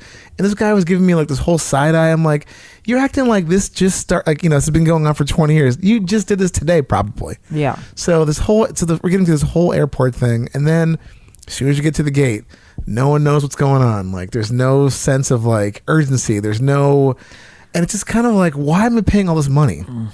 I feel like airlines have kind of like bounced back since 9/11. Mm-hmm. Gas prices, from what I can tell, don't seem to be that crazy for like airline. I mean, look, I don't know the ups and ins and outs of airline fuel, but from what I've read, it's supposed to be kind of leveled out. So there's nothing being passed back to the actual people that are paying for these flights to go on these trips. They keep these places like in business, but the TSA, sorry, they're just like the worst. It's almost just like I know. I want to do pre-check really bad. I think I'm going to. I'm pre-check. It is worth it the first time you do it. Yeah. My friend Joy, she has pre-check, the one that was doing the check-in at the top of the episode. And she was like, it's like $100 and it's like a 5-minute interview. Yeah. You have to go to the JFK to do it, I guess. No. There's a place in Midtown. Oh, really? I just learned about. Oh, cool. Yeah. You can do it almost at like a lot of banks will do it. Really? There's a couple. Yeah, there were a couple spots. Like my interview was at a bank, I think. Oh. Wow. I'm gonna look into it. Yeah, it's like $80. Yeah, and it's good for however many years. I mean, I have to do it because like I can't take any more of that, and it's just like it's ridiculous. Yeah. Like you got one person kind of looking at your like ID sorta, but not really, and they're annoyed, and I get it. That's not a really like it's a thankless job. Oh, anyone working in an airport like. Because everyone is upset when they are in the airport, so you're only dealing with angry people. Oh yeah, completely. No matter what time. This is like early in the morning. Like still, it's infuriating, and I just like I don't want to shit anybody's like job. I mean, I guess like you got to make money, but it's just some of these people just don't have the demeanor. No, but they don't even work like. I feel like I always fly JetBlue because I love it, and I think the JetBlue people are amazing. But then the TSA people don't work for JetBlue; they're like their own thing. I don't give a shit. It's completely. And they're just like ruin the whole JetBlue experience. Like you're like, no, it's like you're right. I mean, you were so upset by the time you like then you finally spit out on the other side. You're getting ready to go to your gate, and now I got to sit there for like 20 minutes and put all my clothes back on. Yep. It's almost like you have to show up at the airport completely naked. Yeah. I'm surprised we haven't gotten there yet. Yeah, I mean, it's just like because they don't want to do any work. They don't want to like actually do anything. Now they do have a pretty funny Instagram. If you've ever seen the TSA's Instagram, they will show you stuff that people try to bring on the airplane, and that is so. It's like when you're having a conversation when we're having a conversation and we're like, well, yeah, why do I need to take my shoe? One idiot one time tried to do some shit with his shoes, and now everyone has to take their shoes off, but. On their Instagram, they'll just have like guns and knives that people are trying to carry on to their flight. Mm-hmm. I'm like, what are you people thinking? They're not thinking. And these people vote. Yeah, exactly. That's the thing. I mean, that part's funny, but I feel like it just really got to me. This trip. Oh yeah, it was completely unnecessary. Yeah, I travel with film when I shoot because I shoot still with real film, and I have a lead bag. So to make sure it gets protected because I have 1600 and 800 speed film. And so I always am like, hi, this needs to be checked. And they have zero idea. And these aren't young millennials that didn't grow up with film. These are older people. And I'm like, this needs to be hand checked. And they're so stupid about it. And then my boyfriend's a tattoo artist and he travels with needles if he's tattooing in a place. And he has to constantly tell them, please do not open these like sealed you can see through the packet. but like they have in the past opened it. What? Which if the No, minute it's contaminated. open, it's Yeah, like a contaminated, sterilized- it's ruined. yeah. And like it's Those so are clear also. clear, Like you can completely see clear. into them. And he tells them this is all Oh my tattoo God. stuff. If this needs to be hand checked, yeah. Yeah, it's just like It's absurd. It's like they hire people with like an 80 IQ if they're Yeah. lucky. it's like a bizarro world when I go to the airport now. Yeah. But and I feel like it's getting worse. But that's my gripe. That's yeah. my yeah. Oh, you know. man, I can talk about the airlines and post office all day long. Also, another favorite topic of my friend who likes to complain about stuff. Yeah. It's crazy. Like just like this is our first line of defense. Yeah. The TSA. I'm like, are you kidding me? Yeah. You'd be better off like hiring someone like a security guard from like just like, you know. Well, I remember right after 9/11 going to the airport. I think it was maybe my first flight after 9/11 or something like that. And I have one of those teeny tiny, like the smallest Swiss Army knife you can have that just has the little tiny knife and the little scissors and the little nail file. And it was on my keychain. And they gave me shit about that. They're like, you either have to check this or throw it out or something. And I was baffled. I was so baffled. And I knew, I was like, oh no, this is going to be bad from here on out. Oh, yeah. Like if you think I can do anything with this object that might be detrimental You're crazy. to someone, like we've got much bigger problems. Or how about how when you eat in an airport, you get a real fork and a real spoon, but a plastic knife. Yeah. And it's like, really? That butter knife was going to do the metal butter knife? is- Like, Yeah. It's unbelievable how we're just treated like children. yeah. I mean, And if I can kill And you then- with that butter knife, I can kill you with a fork. yeah. Yes, exactly. And conversely, I've been on a plane where I had like this little like small switchblade knife thing that's cut. You know, it's like a tiny little blade. I've gotten through security with that, Yeah. no problem. Yeah. So it's like, what are you really looking at? Yeah. There's just no. I had that happen to me where they took away my Leatherman because it was in my camera stuff, but I forgot that it was in, and I flew back and forth. It was like the fourth or fifth time. They were like, "We have to confiscate," and I was like, "Oh, I didn't even know that was on me." But I've flown so many times with it, and you guys did not really. Yeah. Like that. Also, the consistency, like It's just none. yeah. I flew with a joint to Heathrow Airport. My wife had this little Altoids tin that happened to have a joint at the bottom of it. I didn't know this. I was leaving at like 5 o'clock in the morning. I'm stumbling. All my stuff's already packed, but I grab my Altoids, put it in my bag, get all the way to Heathrow. I was doing some work for Wimbledon, so it's like Sweet. 3 days after I fly, I'm like, I get to the bottom, I get to the little flap where it's like another tray of like wax level paper or something. Yeah. So I flip that over. There's a joint in there, and I mean it fucked me up because I'm like, this is insane. I could have got some serious issues with this. Yeah. Right. They would have Especially tossed if me you out went the to Well, that doesn't yeah. show up on the X-ray. Yeah. Well, Right? I don't know. I mean, I don't know. They're probably like, what's that weird oblong shape inside? I mean, who knows? I wasn't asking. I didn't care. Right, but right. still, like, there's zero consistency in like. Oh, you know. I was stopped. I had a flight coming out of Long Beach back to New York, and it took almost every TSA agent in the room to decide whether or not I could bring the nose of a marlin, so like a swordfish, like the pointy nose of a Holy fish. shit! Yes. And it's got sort of a plate at the top of it that says like the year and who caught it. And I was like, what do you do you think I'm gonna smack someone over the head with it, or do you think I'm gonna stab someone with this? Like what? And so they all had to like converse and be like, I don't know, you ever seen this? I don't know. Yeah, okay. Oh my god. But it's just like anyone off the street could be like, I don't know, what do you think? Yeah. Fine. I feel like the smaller the airport too, this like I once flew out of like Nashville, and their TSA was so much more intense than New There's York. nothing to do. Yeah, Right. Yeah, It's like And no threats, but they think all the threats. are coming they their act way. like they work at JFK. Exactly. Yeah, they're on a little bit of a power trip. Yep. Yeah. I used to fly to Kansas for work a lot, which was so annoying. But and that's a small ass airport, and I'm like, don't act like you're guarding the fucking like this is the security of the United States is like in your hands. Get the fuck out of here. It's in Kansas, and be glad that that you don't have to worry about that.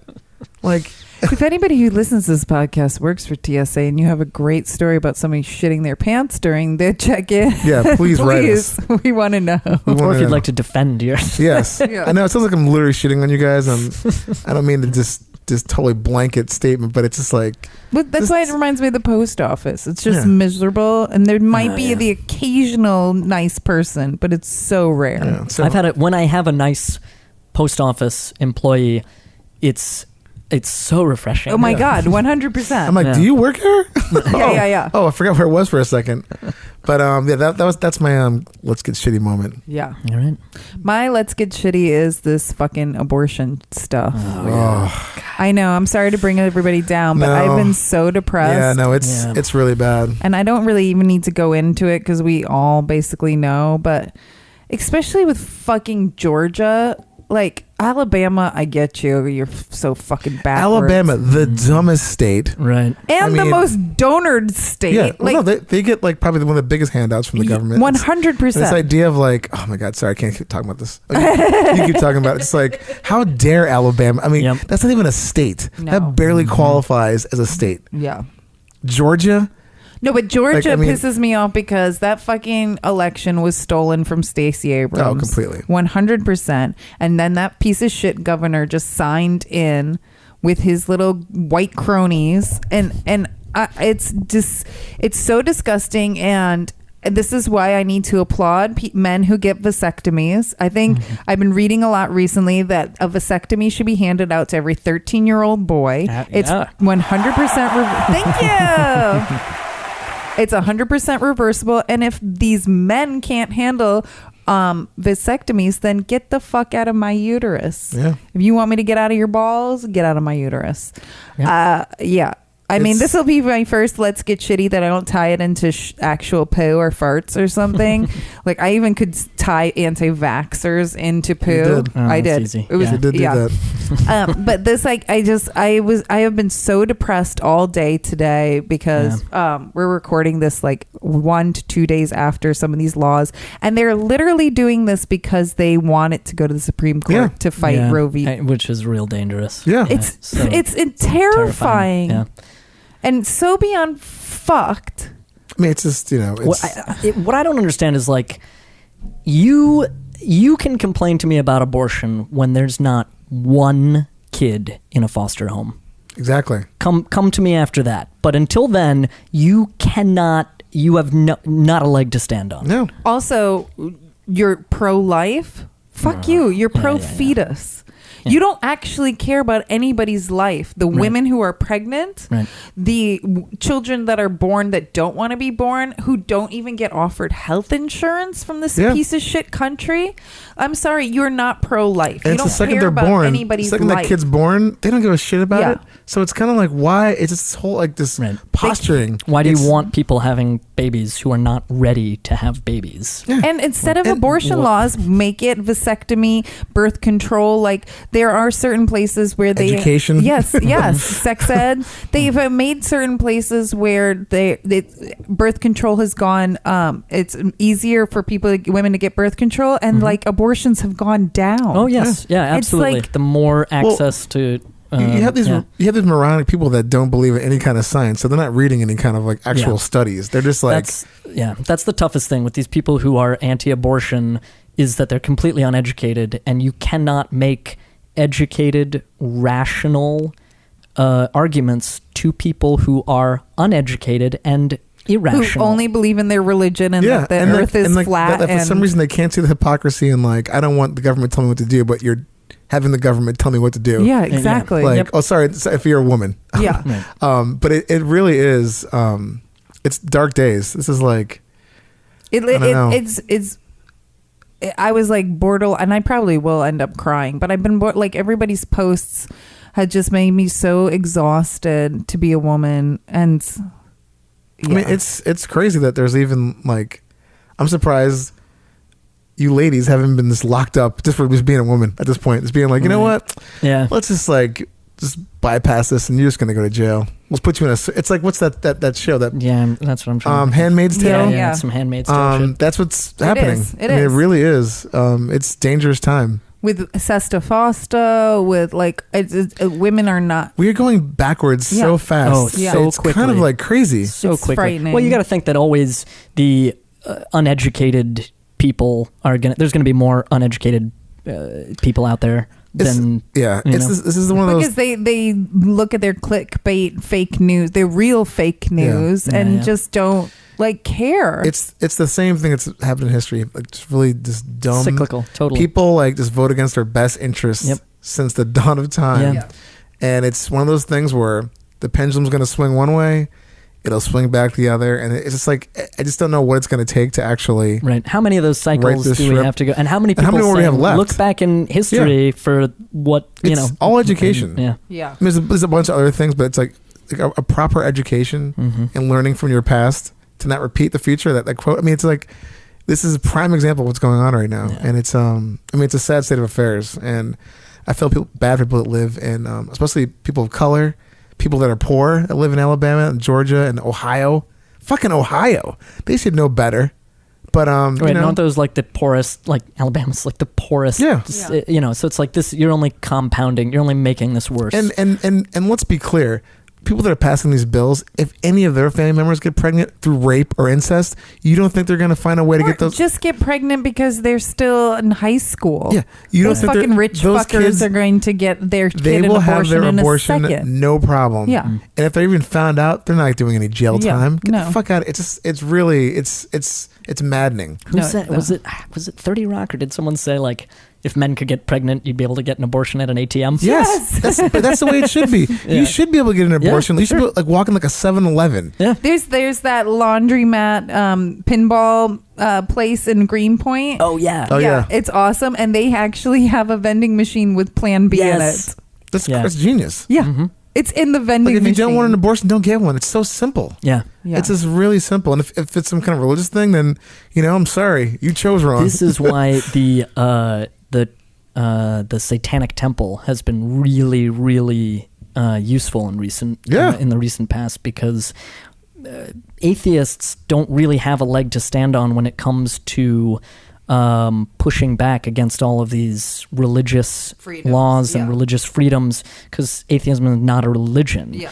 But the Satanic Temple can push back as a religion and claim, well, you're claiming this as your religious thing. Well, that's not our religious Yeah. thing. And by doing so, they've been really instrumental in pushing back a lot of these creeping Christian. Yeah, and most of their laws. tenets are like, I mean, way better than any like 10 Commandments. Oh sure, Sermon on the Mount, 10 Commandments. I mean, it's yeah, just those like are all garbage. It's just I don't need anything to tell me not to murder someone. It's like, Thank you need you a very book. much. Like You need a book to tell you give that? me a break. Like if you do, you're kind of a psychopath. Like I mean, Yeah, you're just Well, you are. just need the Exactly. golden rule. That's the one I believe in. The what? The golden rule. Do What's the unto golden- Oh, when you pee on others. someone? Oh. That's the golden shower. Oh, okay. No, the golden rule is do unto others as you would want them to do to you. Mm-hmm. Period. That's the Well, rule I think live a lot by. of people like cherry picking, Right. and it's just like sorry. Man, Like, fuck this guy. I don't have anything to complain about that can top that. TSA and abortion. Yeah, I'm glad I know. exactly. I'm I'm sorry. glad you went second.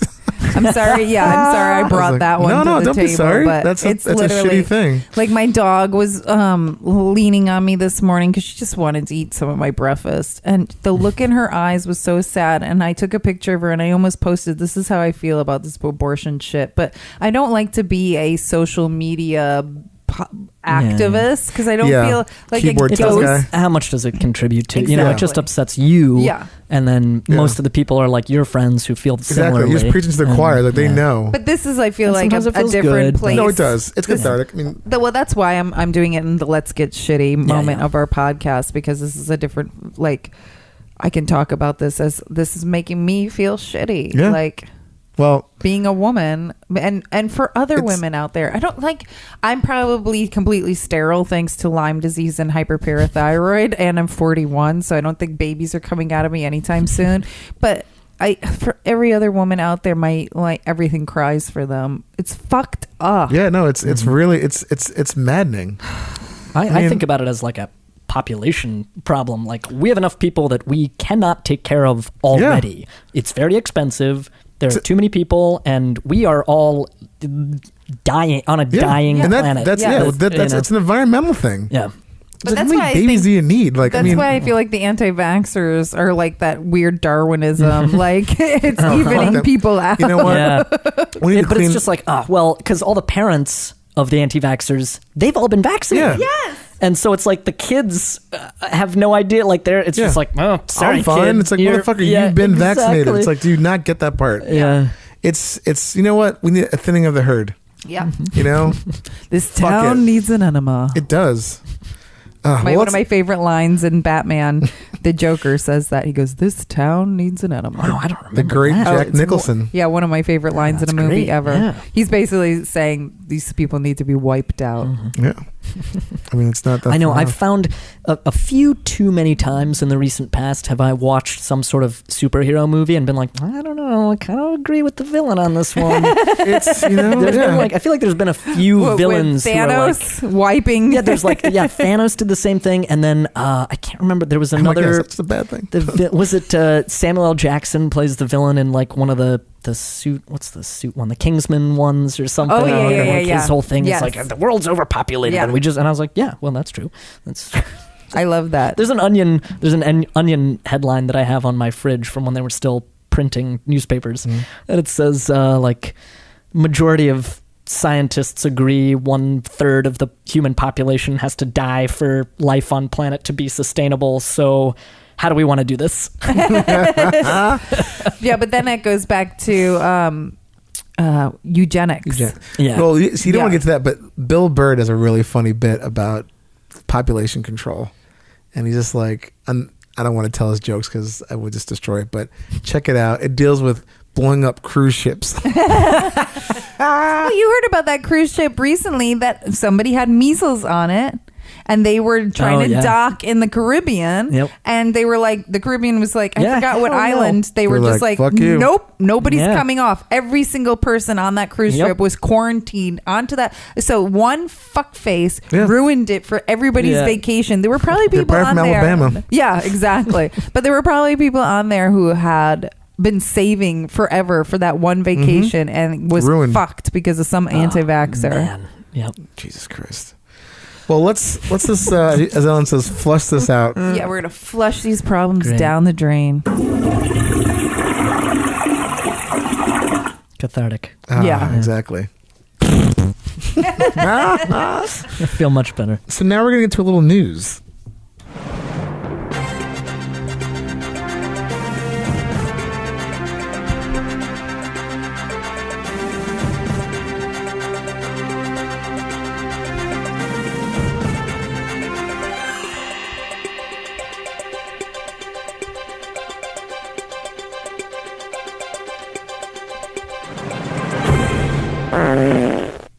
That gets me every time. Today's news topic comes from us from San Francisco. San Francisco human feces map shows waste blanketing the California city. I've been wanting to do this for a little while. I completely forgot that I had this. Such a good one. It is really good. You have to show Brant the map, and we will post this on the Instagram. I don't have the map on here right now. I'll show it to you. Oh, I'll find it. after You're this going to break. have to further explain because I'm still not 100% Well, sure where. San Francisco is creating a poop patrol to battle human waste problem out there. Which, if you've been to San Francisco, I mean, that should be called Urinetown. I love San Francisco, by the way, but yeah, a lot of human waste going on up there. Anyhow, San Francisco's mayor has created a new program called Poop Patrol to clean up all the human waste from the infested sidewalks. Basically, a map is going to pinpoint all the locations where human feces were reported and found in San Francisco. So you can actually go since 2001, which has been a staggering problem with with the stinky stuff. Nearly every city block has been I'm sorry, hold on for a second. Nearly every city block has had a poop sighting in the recent years, and the city grapples with the homeless. There's also an area where the sea lions, the little sort of like they sort of bask out in the sun and everything, aquatic life. That even has that hasn't been spared. There's been poop found over there, besides the seal poop, Which is like, come on, man, you're ruining all the seals like some sunbathing time. So yeah, it's just like, it's really crazy that there's been that much poop in San Francisco where they actually have a poop patrol and a map, which is pretty fantastic. So actually, is this like an app and you report if you see it and then they come clean it up? I mean, I guess so. I mean, this thing right here says it's like geocaching. Kinda. I mean, pretty much. This is the map. Oh, sweet God. It is just it's completely brown. You can't even see San Francisco the actual is map one- of San Francisco. It's brown town. It's literally just brown. Little, it's brown town. they're like pins that you would put on your Google map, Yeah. but they are all brown, and there are so many that you cannot see the map beneath it. Yep. According to this article, the largest concentration of complaints was near Market Street, which is a pretty big area over there in San Francisco, which happens to be a lot of headquarters for companies like Twitter, Uber. Maybe it's more of a political statement. But yeah, I mean, like nearly 100 markers also clustered along the block that surrounds City Hall too. So no one's spared. Huh. Yeah. I wonder if it's also Government the homeless buildings. population there is out of control. It is. It's sad. I mean, it's really kind of crazy there. I mean, plus you have it's compared to New York. It's like, you know, it's a little bit smaller. Everything's a little bit tighter. Yeah. And yeah, I mean, there's a lot of homeless people. So I heard California actually puts $30,000 a year away for each homeless person. Really? Yeah. That's why there is such a bad homeless population in California. Is that they don't give it to each homeless person. They save it if they need any help of any kind. And so like I was in San Francisco a couple of years ago and I saw homeless people on like those electric wheelchairs. And I was like, you could afford that, but you're homeless? And I was like, oh, it's because the government will buy stuff like that for you. Yeah. So I mean, if you're going to be homeless, I would probably prefer to be homeless in a sunny California over San Francisco, like Southern California. But yeah, I'm wondering if it's a homeless thing or... Well, I'm sure that was part of the report. Like, yeah, there's a lot, because they grapple with a lot of homelessness. Yeah. So, you know, but then people there's out like living on the streets, a big they're gay... gonna shit out there. There's a big gay population, maybe all the tushy sex, loosening the bowels. They're just like, guys, I'm just going to go over here. If there were... so like in... Amsterdam, they have these public, and toilet isn't really the right word. They're like public urinals, and it's like a stand that you kind of walk into, like a yin and it's yang. just exactly. Yeah. It's just like a private place to urinate that is a lot of Europe filled has with like with like water, and so it's sanitary to a certain degree. It is a designated place to pee. Yeah. You don't have to put up big, expensive public restrooms that need to be attended by staff who needs to be paid. Just have some sort of sanitary situation that is available to the public that, you know, because it's like, I don't understand that. Again, in Japan, there are public restrooms everywhere because they recognize humans need to piss and shit. Yeah.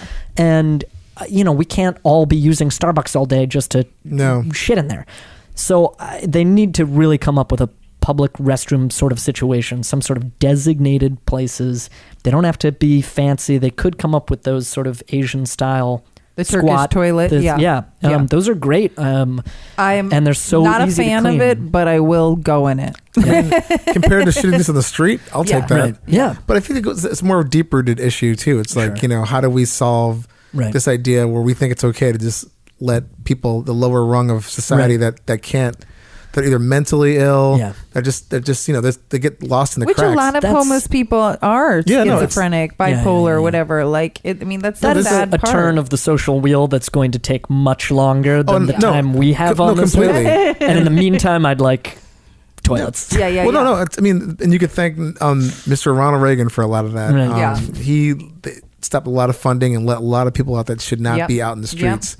That clearly can't function. But then there are brilliant people like Bill Gates who are reinventing the toilet right now, where he's invented a toilet for third world countries that doesn't need any plumbing whatsoever, and it actually produces energy. I mean, like, it's brilliant.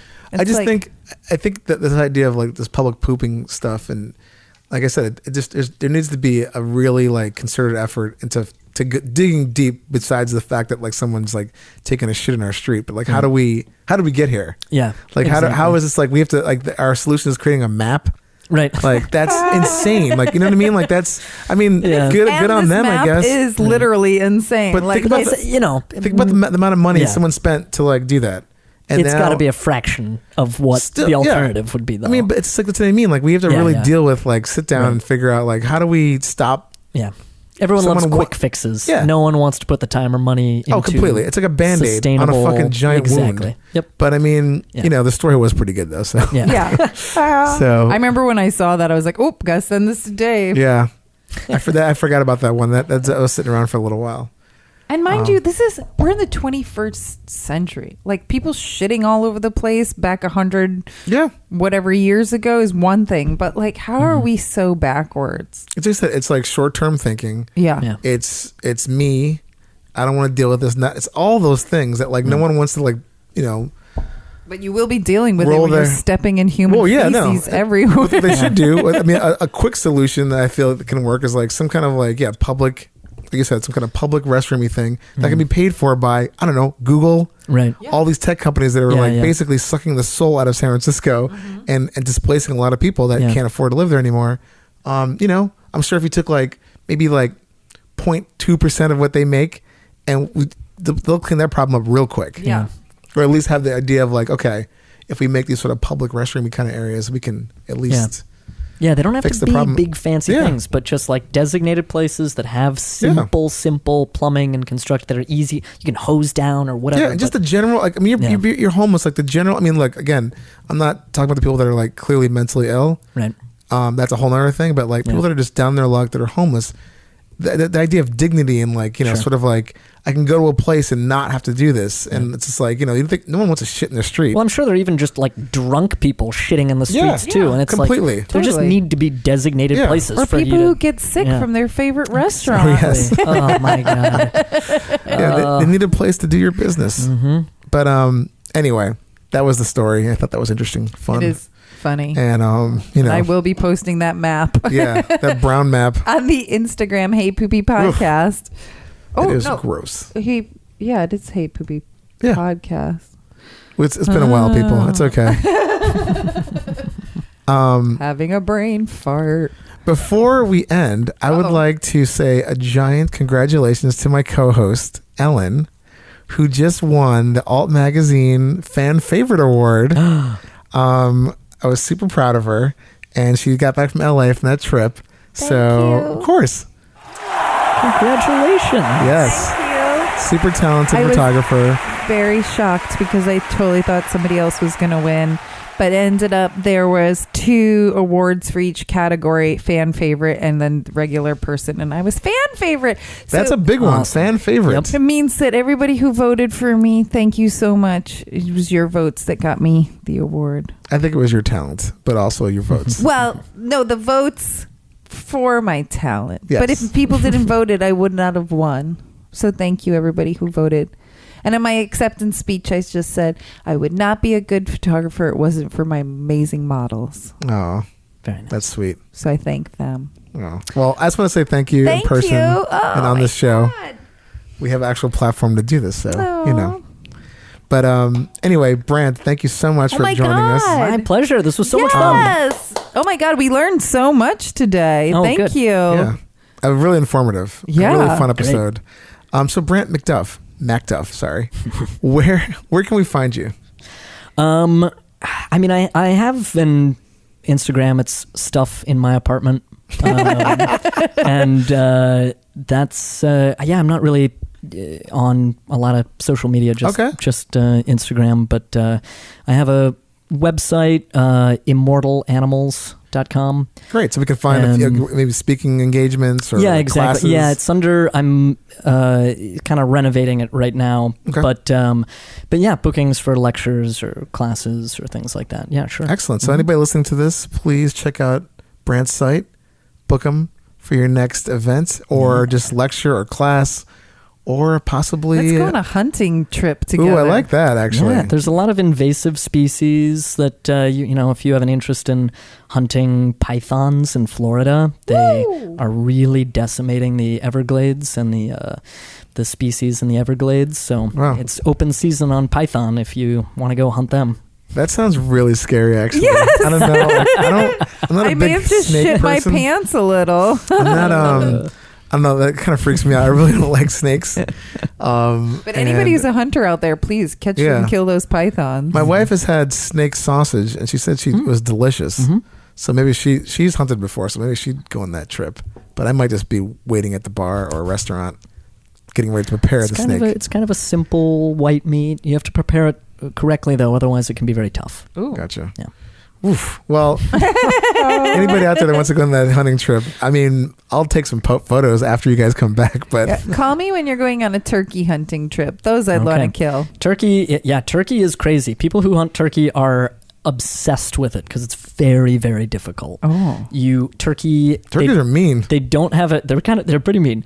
They don't have a great sense of smell, but they have amazing eyesight and hearing. So you might be just snuggled up against a tree and you could be there for 4 hours sitting absolutely still. And if you see a turkey, you have to get into a shooting position. Mm-hmm. You have to do that so slowly. It's very difficult, and they have to be close to you relatively. Mm-hmm. It's very tricky. Wow. Yeah, but they're delicious. They are delicious. I do love turkeys. They are delicious. They are tasty as. Yeah. Yum, yum, yum. Mm-hmm. And I will be speaking at the Northeast Conference on Science and Skepticism July 14th. About flat earthers? Oh, man. Wouldn't that be great? Talk about skepticism. Yeah. Those guys, I still can't decide if they're fucking with me or not. The best. You know what I mean? Yeah. Yeah. The best. It's like a long prank. I heard they wanted to do a reality show for flat earthers, like just interview them and then have them prove that the earth is flat. Mm-hmm. And like they fail every time. Of course. I would love it. Yeah, that would be great. I mean, I can't even, that's so low priority for me, like the flat earther stuff. I feel like if that's in your world, like you have no problems in life or something. Things are great because like that's what you're concerned about. Yeah. Also, like if you're a flat earther, none of your nonsense really affects me. Yeah. If you're an anti-vaxxer, that affects me. If you're anti-abortion, that affects me. Mm-hmm. Yeah. If you're so much of that nonsense shit will affect people. Flat earthers, it's just like, okay, you're it's like moving on. Entertainment. I almost put them all in the same category because to me they're all anti-science. Yes. So yeah, that's why anti-science, but at least not as dangerous as some of the others. Right. Yeah. But yes, if you're a flat earther who's still vaccinating your children, then bless you. Yeah. Wow. Yeah. All those vaccinations, but Earth is definitely flat. Yeah. Anyway, but thanks again for coming on. Thank you Such so a pleasure. much. Love your so stories much fun. and very informative. And I want to just know a more fun- about wombats and their tiny little square poopies. They are adorable. Meow. Well, we'll put pictures up online for that too. And remember, if you go to Spotify, look for Hey Poopy Podcast, and you'll see our playlist from last week's music episode. And so all the songs that we played on there will be on there for the most part. In full. So if you have like a poop themed party, you got a playlist ready to go. It's an instant party. It is. At your fingertips. But yeah, thanks for listening. Happy pooping, everyone. Bye. Hey guys, thanks for listening to Shooting the Shit. We are on iTunes, Spotify, SoundCloud, and Google Play. Please rate, review, download. It really helps to get more listeners. Plus, tell all your friends about us. And for more about Shooting the Shit with Dave and Ellen, you can check us out at heypoopypodcast.com. For questions, product reviews, information, please email us at heypoopypodcast@gmail.com. And you can see us on Instagram at heypoopypodcast. Theme song by Jordan Perlson. Hey, Poopy. Oh, that one's gross. Very wet. Oh my God. Okay. Hey Poopy, how you doing? Hey Poopy, how you doing? I'm just, trying to find a place with like-minded people to talk about like-minded things about me, about poop and stuff. Hey Poopy, how you doing? Hey Poopy, how you doing? Oh man, what's this right here? Is this a podcast about poop?